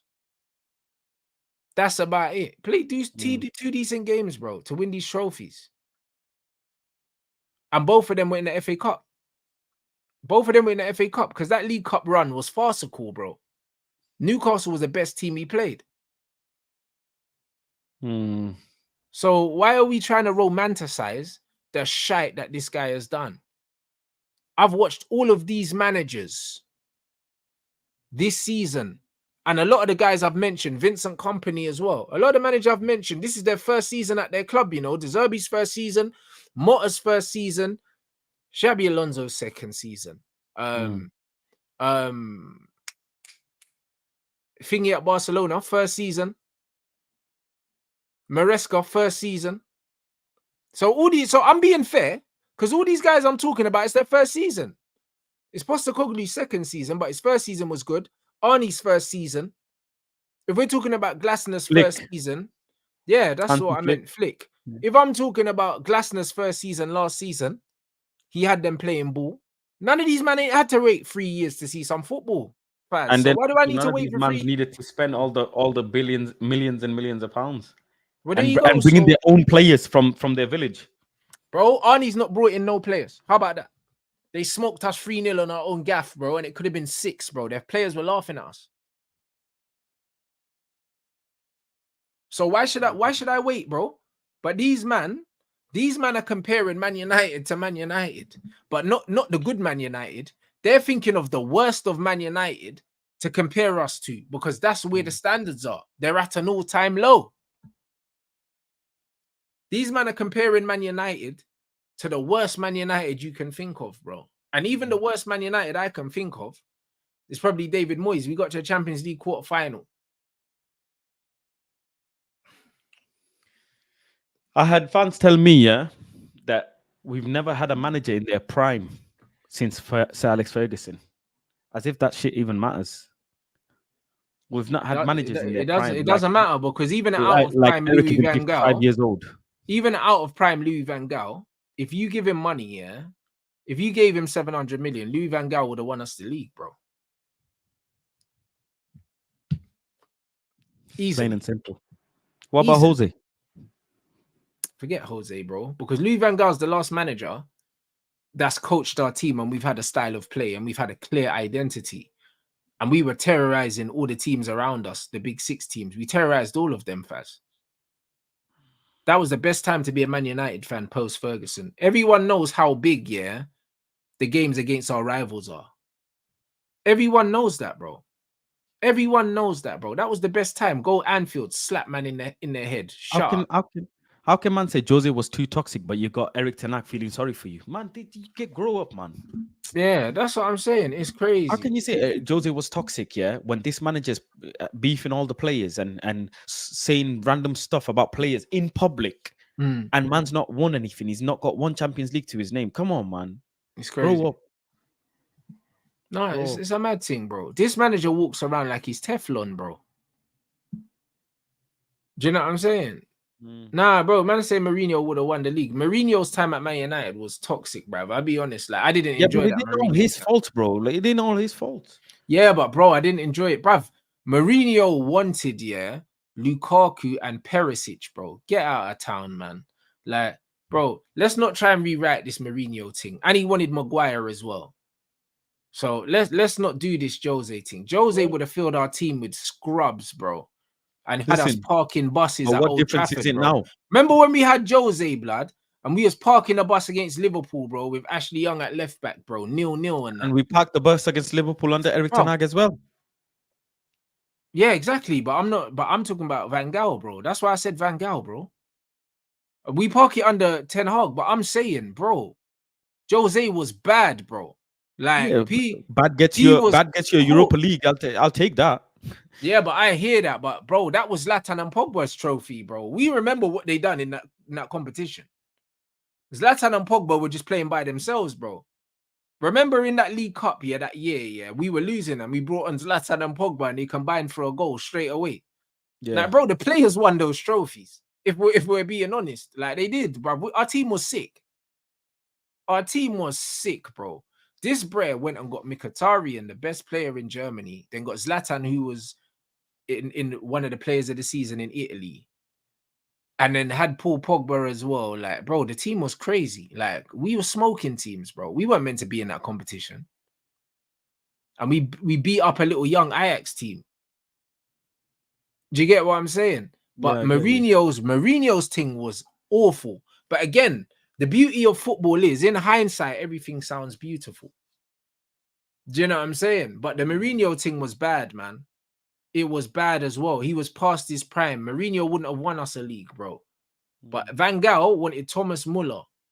Do you know what I'm saying? He wanted to get some serious ballers, bro. That's what he wanted to get. He wanted Sadio Mane. He wanted proper players, and he didn't get those players. He didn't get those players. And what he did with the players he had, he did very well with the players he had. Because, bro, he was running up all these young G's, bro. And he still got us an FA Cup, and a 5th place finish, with a team full of players that we didn't know before the season started. We didn't know these guys. So it's one of them ones where when you actually look at what Ten Hag is doing, why are we giving him credit for something that a bog standard manager could do? He hasn't done anything groundbreaking at this football club. Why are we treating him like he's a special manager? He's disposable, bro. Why are we giving him so much respect, but we were so quick to disrespect a Louis van Gaal, who will go down in the greats as not only one of the best Dutch managers, but one of the best managers in European football, bro? Like, why are we doing that? Why are we pretending that he didn't manage a very successful Ajax team and also a very successful Barcelona side, bro? Ten Hag's CV does not compare to Louis van Gaal's, bro. We can disrespect him, but we're gassing up this egghead, bro. Like, bro, it don't make no sense. Of course, I'm buying Munich as well. It's crazy, man. Erik Ten Hag is, I don't know, like, maybe it's just the era we live in and people are, I don't know, these football fans. I can't even justify why people think this way, Faz. I'm just not trying to make myself mad. Do you know what I'm saying? But I can't rationalize why people think he deserves this preferential treatment, because how we're treating him is we're treating him better than any other manager, but he's the worst manager that we've had. It's because people like the thought of what he can become, not what he is. That's all it is. It's the same like they think Rasmus Højlund can become something, Garnacho can become something. That's the only reason why they love the players and managers so much. They think that he can eventually get it right. It's like just the thought of having a board manager win a Premier League. That's all it is. It's nothing else. It's nothing else. The denial. It's basically denial. There's nothing else to say. This is why I can't rationalize it, my bro. You see something so many times, and you hear something so many times that you start believing it, and that's all it's become now with this manager. It's a very yo-yo feeling with this manager. Some games I'm in Old Trafford, they're singing Erik Ten Hag Army. Some games they're booing him. It don't make sense. It doesn't make sense. It's like every so often they need an injection of this vaccine to try and freaking, do you know what I'm saying, to try and make themselves feel better and that. So that's all it is. And FC20 is going to be just that.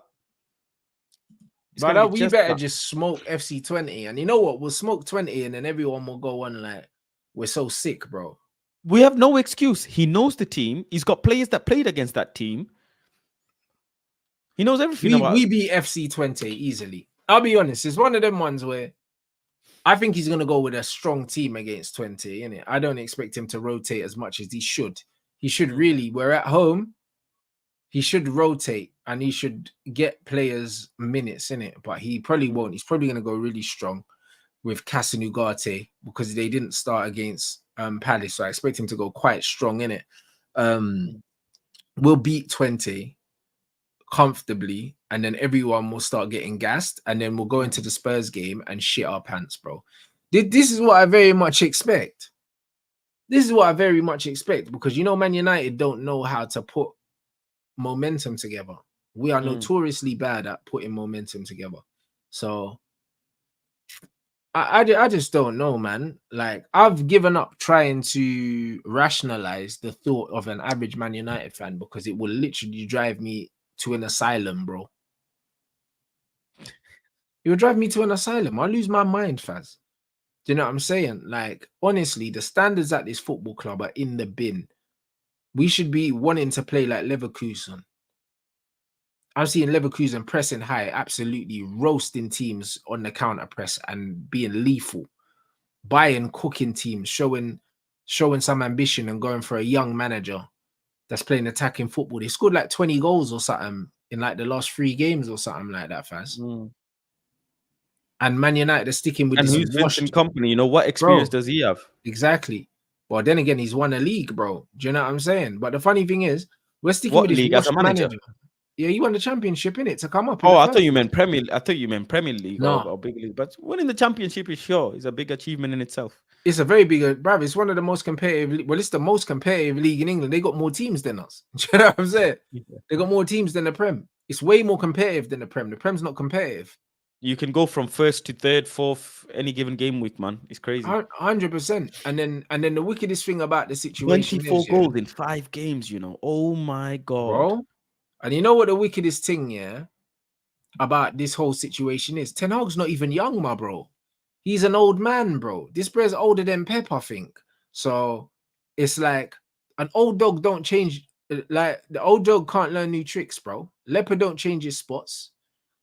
Do you know what I'm saying? So you think this old man is gonna turn into a coach that he's not, bro? He's already settled in his own ways. So if we're not seeing it now, we'll never fucking see it, bro.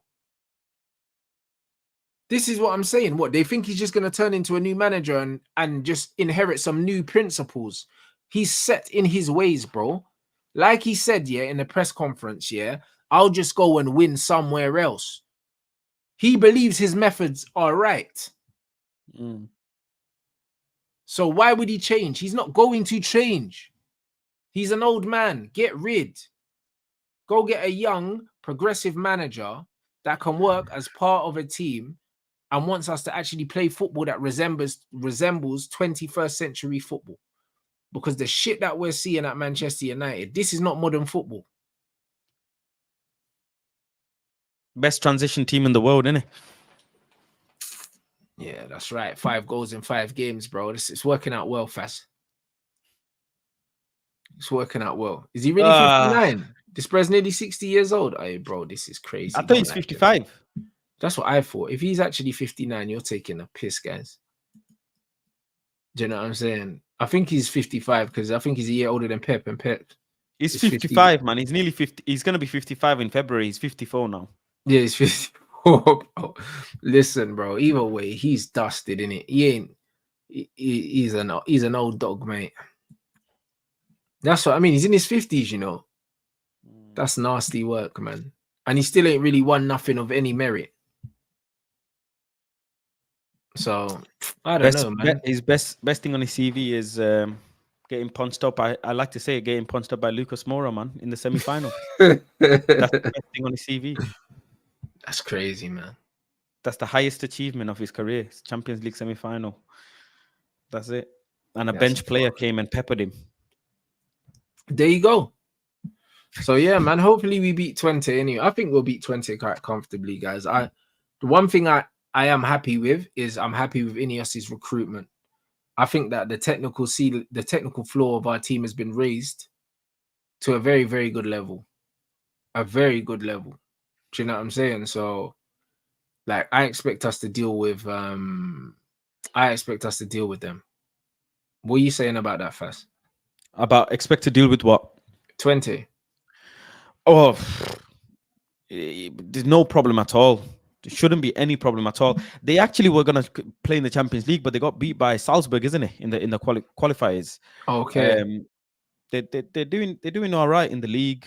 They've not been in Europe in long time as well. I think nearly a decade. They've been in Europe once or twice, so they've not been in Europe. So this is slightly new for them. And again, it's the striker's not in firing form. The only player to look out for is their central attacking midfielder who scored. I think he scored like 5 or 6 goals and assists in 2 games, something like that, 2-3 games. So Right, who the hell's that? he's a 22-year-old central attacking midfielder who's on a little bit of fire at the moment. His name is bro, I don't even know how to pronounce these guys' names, but his name is Sem Stegen. I think that's how you pronounce his name. Sam I have Stegen. no fucking idea, my brother. 22-year-old. He scored 2 goals last game, 2 goals the game before, 1 goal the game before, 1 assist the game before, 1 goal the game before, 1 goal the game before. Every game. Fair enough. Every game. So he's the kind of star man, main man. Really, he started this season on fire. Last season he did well for them, scoring 17 goals and 3 assists. But he's basically the goal scorer, isn't he? The main man.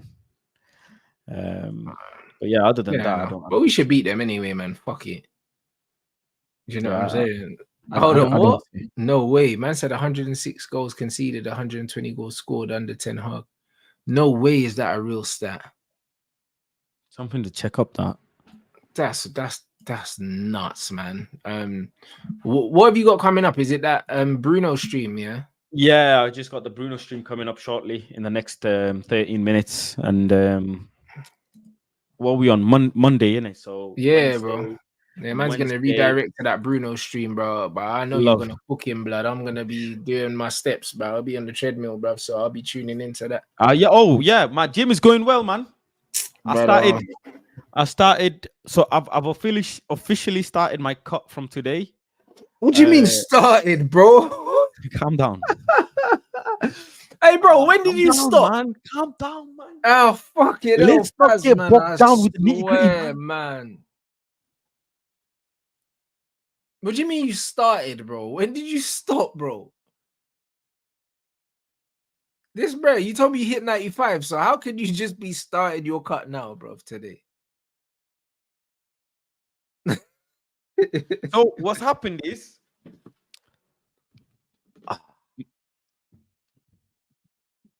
from today I've decided I'm not gonna have rice in my diet.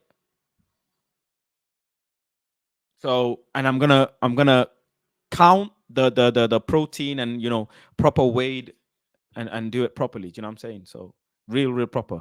I was doing a lot of freestyle, you know what I'm saying? And last 2 days, my body's been really bad because I've been actually ill. I'm starting to feel a lot better now, but last few days I've been ill, and you know what I'm saying. So I needed to rejuvenate my minerals inside. So your minerals, what, with sweets? No, I've not been having sweets. No, I've not been having sweets. I've not been having sweets. Bro, these man tell on you, blood. I swear down, bro. When you get caught lacking, bro, they report back. Bro, I can't. Can I not eat sweets for Palestine, bro? I'm eating sweets that money's going to Palestine. This is crazy, bro. Listen, don't use Palestine, and for sweets, blood. Let's not do. Bro, I thought it's a good cause. That's low, blood. I thought it's a good cause, and I thought Nuruddin Saeed. Now people are snitches in the chat, man. You are snitches, bro. You are bad people, man. These are bad people, bro. They literally, I'm telling them on stream, this is my first meal, they would rather me starve, bro. They would rather me starve. I got iced tea in Nando's, bro. No, it's not crazy, bro. Officially today it starts. I already had my session 1 before the stream, so I did my first gym session, which was weights. My next session is in a few hours, so I'm going back doing my cardio, my running. So yeah, I'm on the I just needed a bit of I was ill, man. I got ill and my body was achy. I hear that.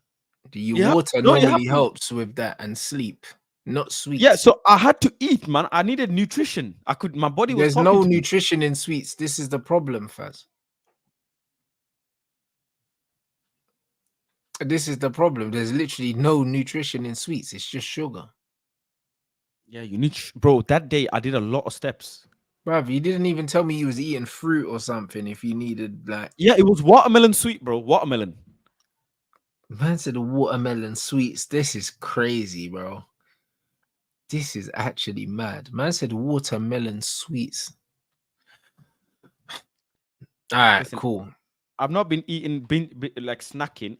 Blood, are you even still at 95, blood? Are you still at 95?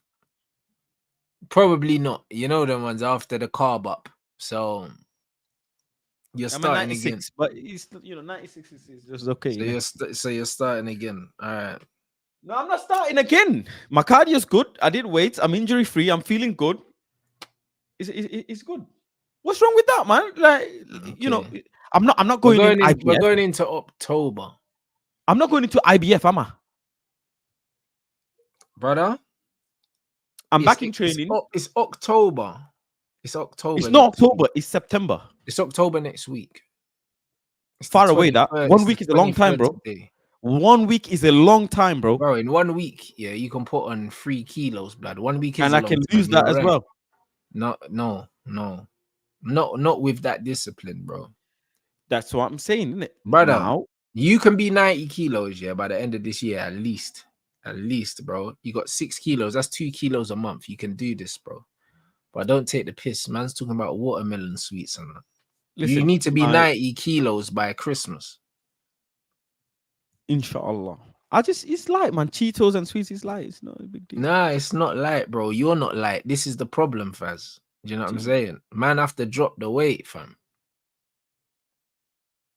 That's crazy, bro. 95, 96 kilos at that height is crazy. You can't do it, bro. Do you know what I'm saying? You should be 90 kilos by Christmas, Faz. I'm not giving up noodles. I don't care. I'm not giving it up. You don't have to give up noodles. Just track your noodles, bro. When you eat them, just track them, bro. Know how much calories you're eating, bro. You can still eat your noodles. You can still eat rice. Now, I ate rice. Do you know what I mean? And I still dropped to like 15 kilos eating rice. I didn't cut out rice. But I tracked the rice. I knew how much rice I was eating. I wasn't eating a whole flipping bag of rice. Do you know what I'm saying? Like, you can still eat rice. Yeah, I think I went wrong on my friend's birthday meal. I had a nice meal. Do you know what I'm saying? I think I went wrong there because I just ordered a bit too much food. You know what I'm saying? And then Nuruddin got me mixed grill, which is good, isn't it? Mixed grill is good. It's the same thing. Mixed grill is good. It is good, yeah. But then you eat the protein, but then you don't need to eat all the rice. When you get mixed grill, I didn't get it with rice. They give you rice or there's some shit like that. I got it with veg. So I was this guy, bro. Listen, Faz, you got 3 months, 6 kilos, bruv. By Christmas, you need to be 90 kg, bruv. After Christmas, because no, because man don't want to hear you restarted the cut. Okay, the cut starts today. You said it starts today, yeah? The 23rd of September, bro. It's on wax. All right, the cut starts today. 6 kilos, 3 months. Because that will bring you to Christmas, bro.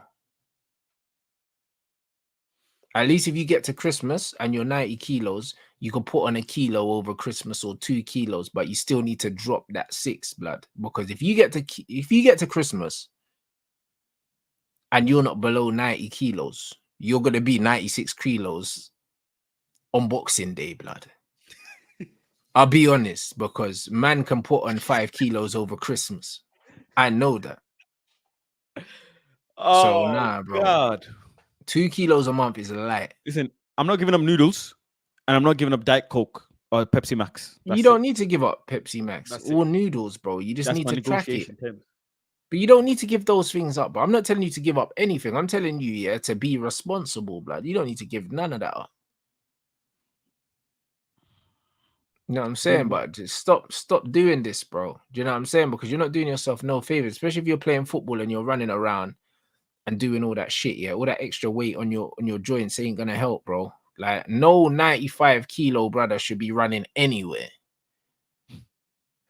Nowhere, bro. How physical specimen I am. No, At 100 kg, I was doing Faz. madness.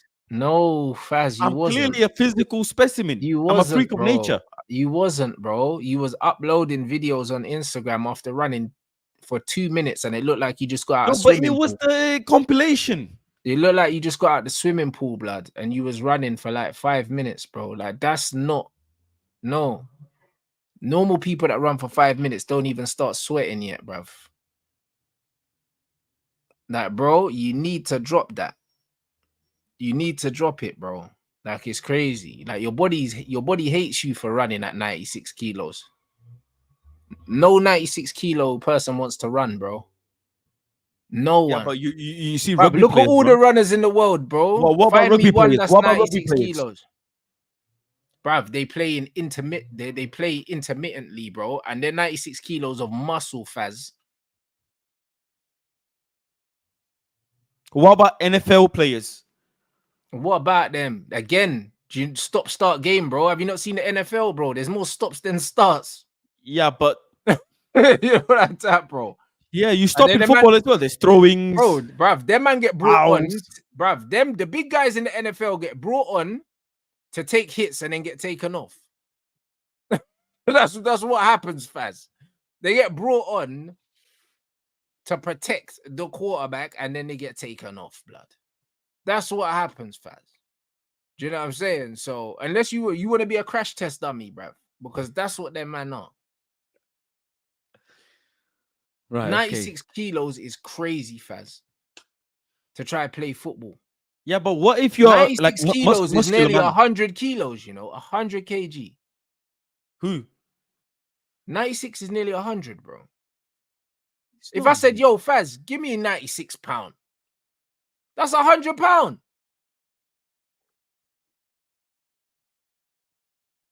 It's 100 pounds. If I needed 96 pounds, I'm asking man for a bill. I'm not asking a man for 96.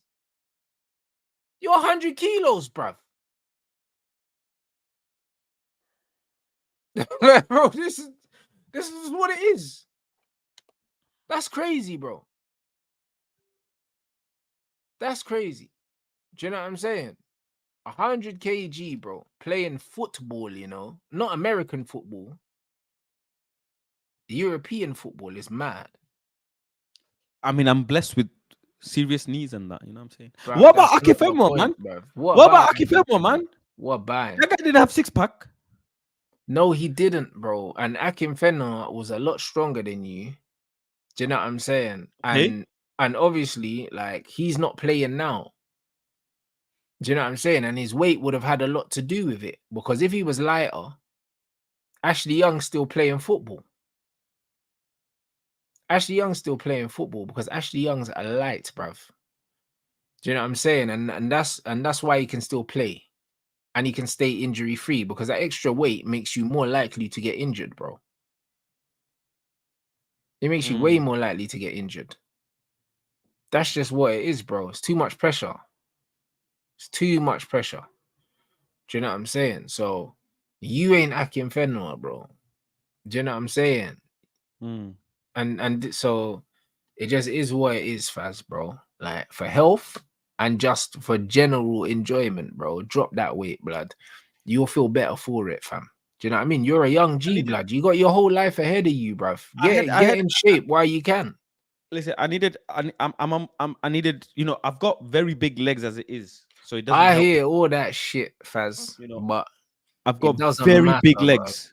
Bro. It doesn't matter, bro. Well, it does because I've got tree trunk legs. I've got massive muscular legs. I guarantee they won't be tree trunks when you drop here 10 kilos.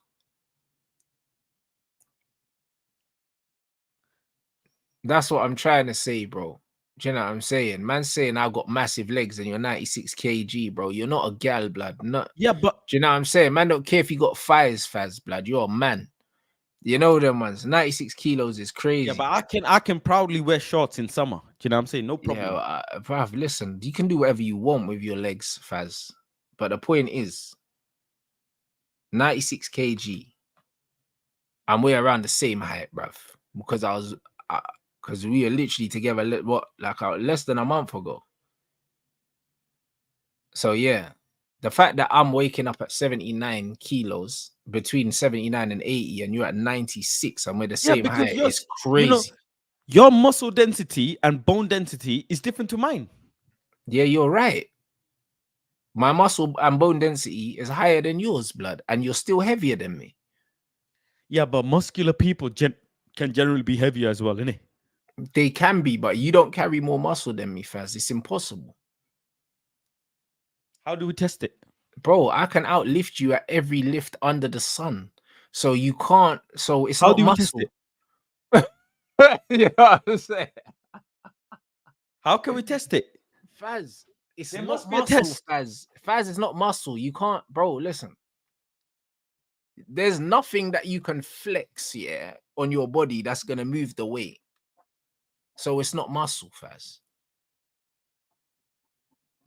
I don't even know what that means. What do you mean I can't flex something? Brother, what can you bench 100 kilos, Faz? I can bench 100 key. Can you bench 100 kilos? I will bench 100 key, video it, and show you. Show me a video of you benching 100 kilos, bar to chest, yeah? Show me that, and then we can have a conversation, Faz. Okay, done. Make sure that you have a spot. Make sure you have 2 spots, Faz, because I don't even know if you're getting it off the rack. I'll be honest. I don't know if you're getting it off the rack. Just 1 rep is enough. Just 1. Because you should be able to bench your body weight once at least. If you can't bench your own that's body right. weight, Yeah, that's facts, crazy to me. Okay. Just 1 rep is fine. Just 1 rep is fine, Faz.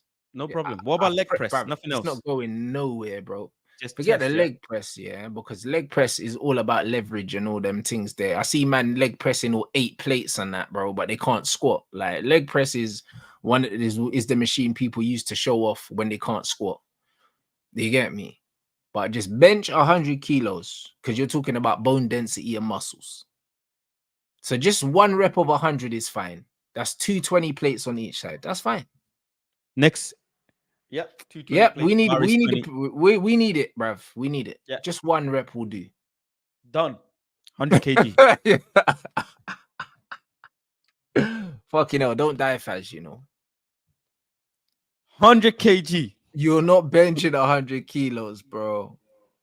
Do you know what I'm saying? If I can bench 100 kg, yeah, we're going to have some serious conversations. But if I can't, yeah. You can't, bro. I can bench 100 kilos.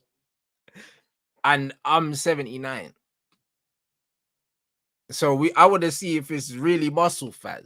Yeah, if it's really the bone density. Yeah, but I don't have much left in me. You can see. Look, there's not much fat. This. Well, there you go. So that's all muscle. That should move very, very quickly, bro. I'll be honest. Look, that bar should be moving. I don't have barely. It's just skin. That bar should just be nice. It's just skin moving comfortably. Bro, the fact that you flexed your bicep and I can't see any separation in the muscle, like no, I wasn't flexing. It's not muscle, Faz. I wasn't flexing. There wasn't even a flex. You can't flex fat. That's why it didn't move, Faz. No, it's because I'm thick-skinned. You're thick-skinned, are you? What? You a gorilla, bro? What do you mean you got thick skin? I got thick skin, bro. This is Have you never heard the saying, thick skin? That's a figure of speech. It's not literal, bruv. Yeah, and it's my figure. Skin, bruv. My figure is thick skin. Baz, man. You man have skinny skin anyways. It's a thin skin. Man said he's got thick skin, bro. No, you don't have thick skin, bruv. You don't have thick skin, bruv. That's crazy, Faz. I don't know, innit? Like, fair enough, Faz. So we're 90 kilos by Christmas, Faz. That's what we're doing, yeah? 90 kilos. Okay. 100 kg Monday. By Monday. No problem. We will be there. My days, Faz. Okay. We will be there. And once I do the 100 kg, yeah? I'll be real, yeah? If you can bench even 60, yeah? Like clean to the chest, I'll be impressed. The 100's not moving, Faz. The 100's not moving.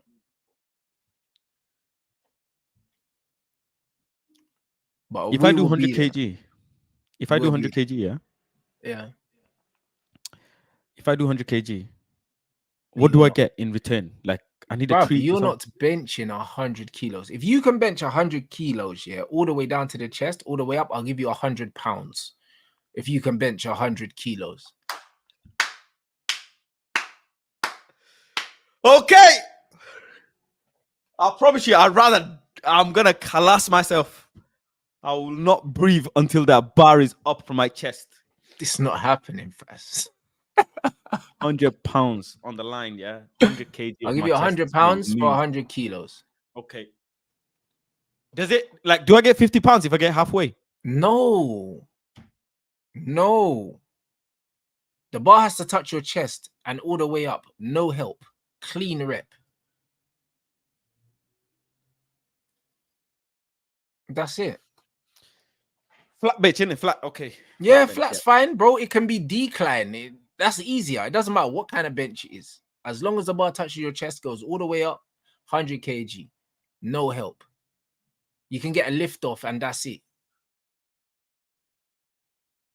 And is it okay if someone helps me bring the bar back? Yeah, to re-rack, but you still need to descend and ascend. And that's it. Yeah, that's fine. You can have a lift off. It's no problem. It's easy. Just touch the chest and push it up. Guys, you're asking too many questions. You don't sound confident, brother. I'll be honest. No. This is it. You have to get it right. You're a gym guy. You're always in the gym, fast. You should know what you can bench already. You should already know. You should already know what you can bench, bro. You're asking a lot of questions, fast. You don't sound too confident, my guy.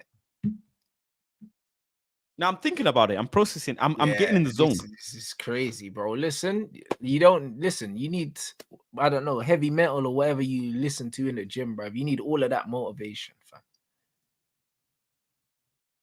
But 100 kg ain't no joke, fast. Do you know what I mean? So make sure that you got a spot. Do you know what I'm saying? And bring that. It's cool. Bring us the video. We need to see the video of 100 kilos. Say no more. Not 100 pounds, 100 kilos, blood. Because I know them man try and find these Bandulu American plates or something in one of them Manchester gyms, bro. 100 kilograms. Right. Do you know what I'm saying? So, yeah, we will see, people. Okay. Do you know what I'm saying? That's it. So, yeah, we'll see if it really is muscle, blood. Guys, run up the likes. You man already know what time it is, bruv. We're going to redirect to Faz's stream. Let them know what's coming up, my bro.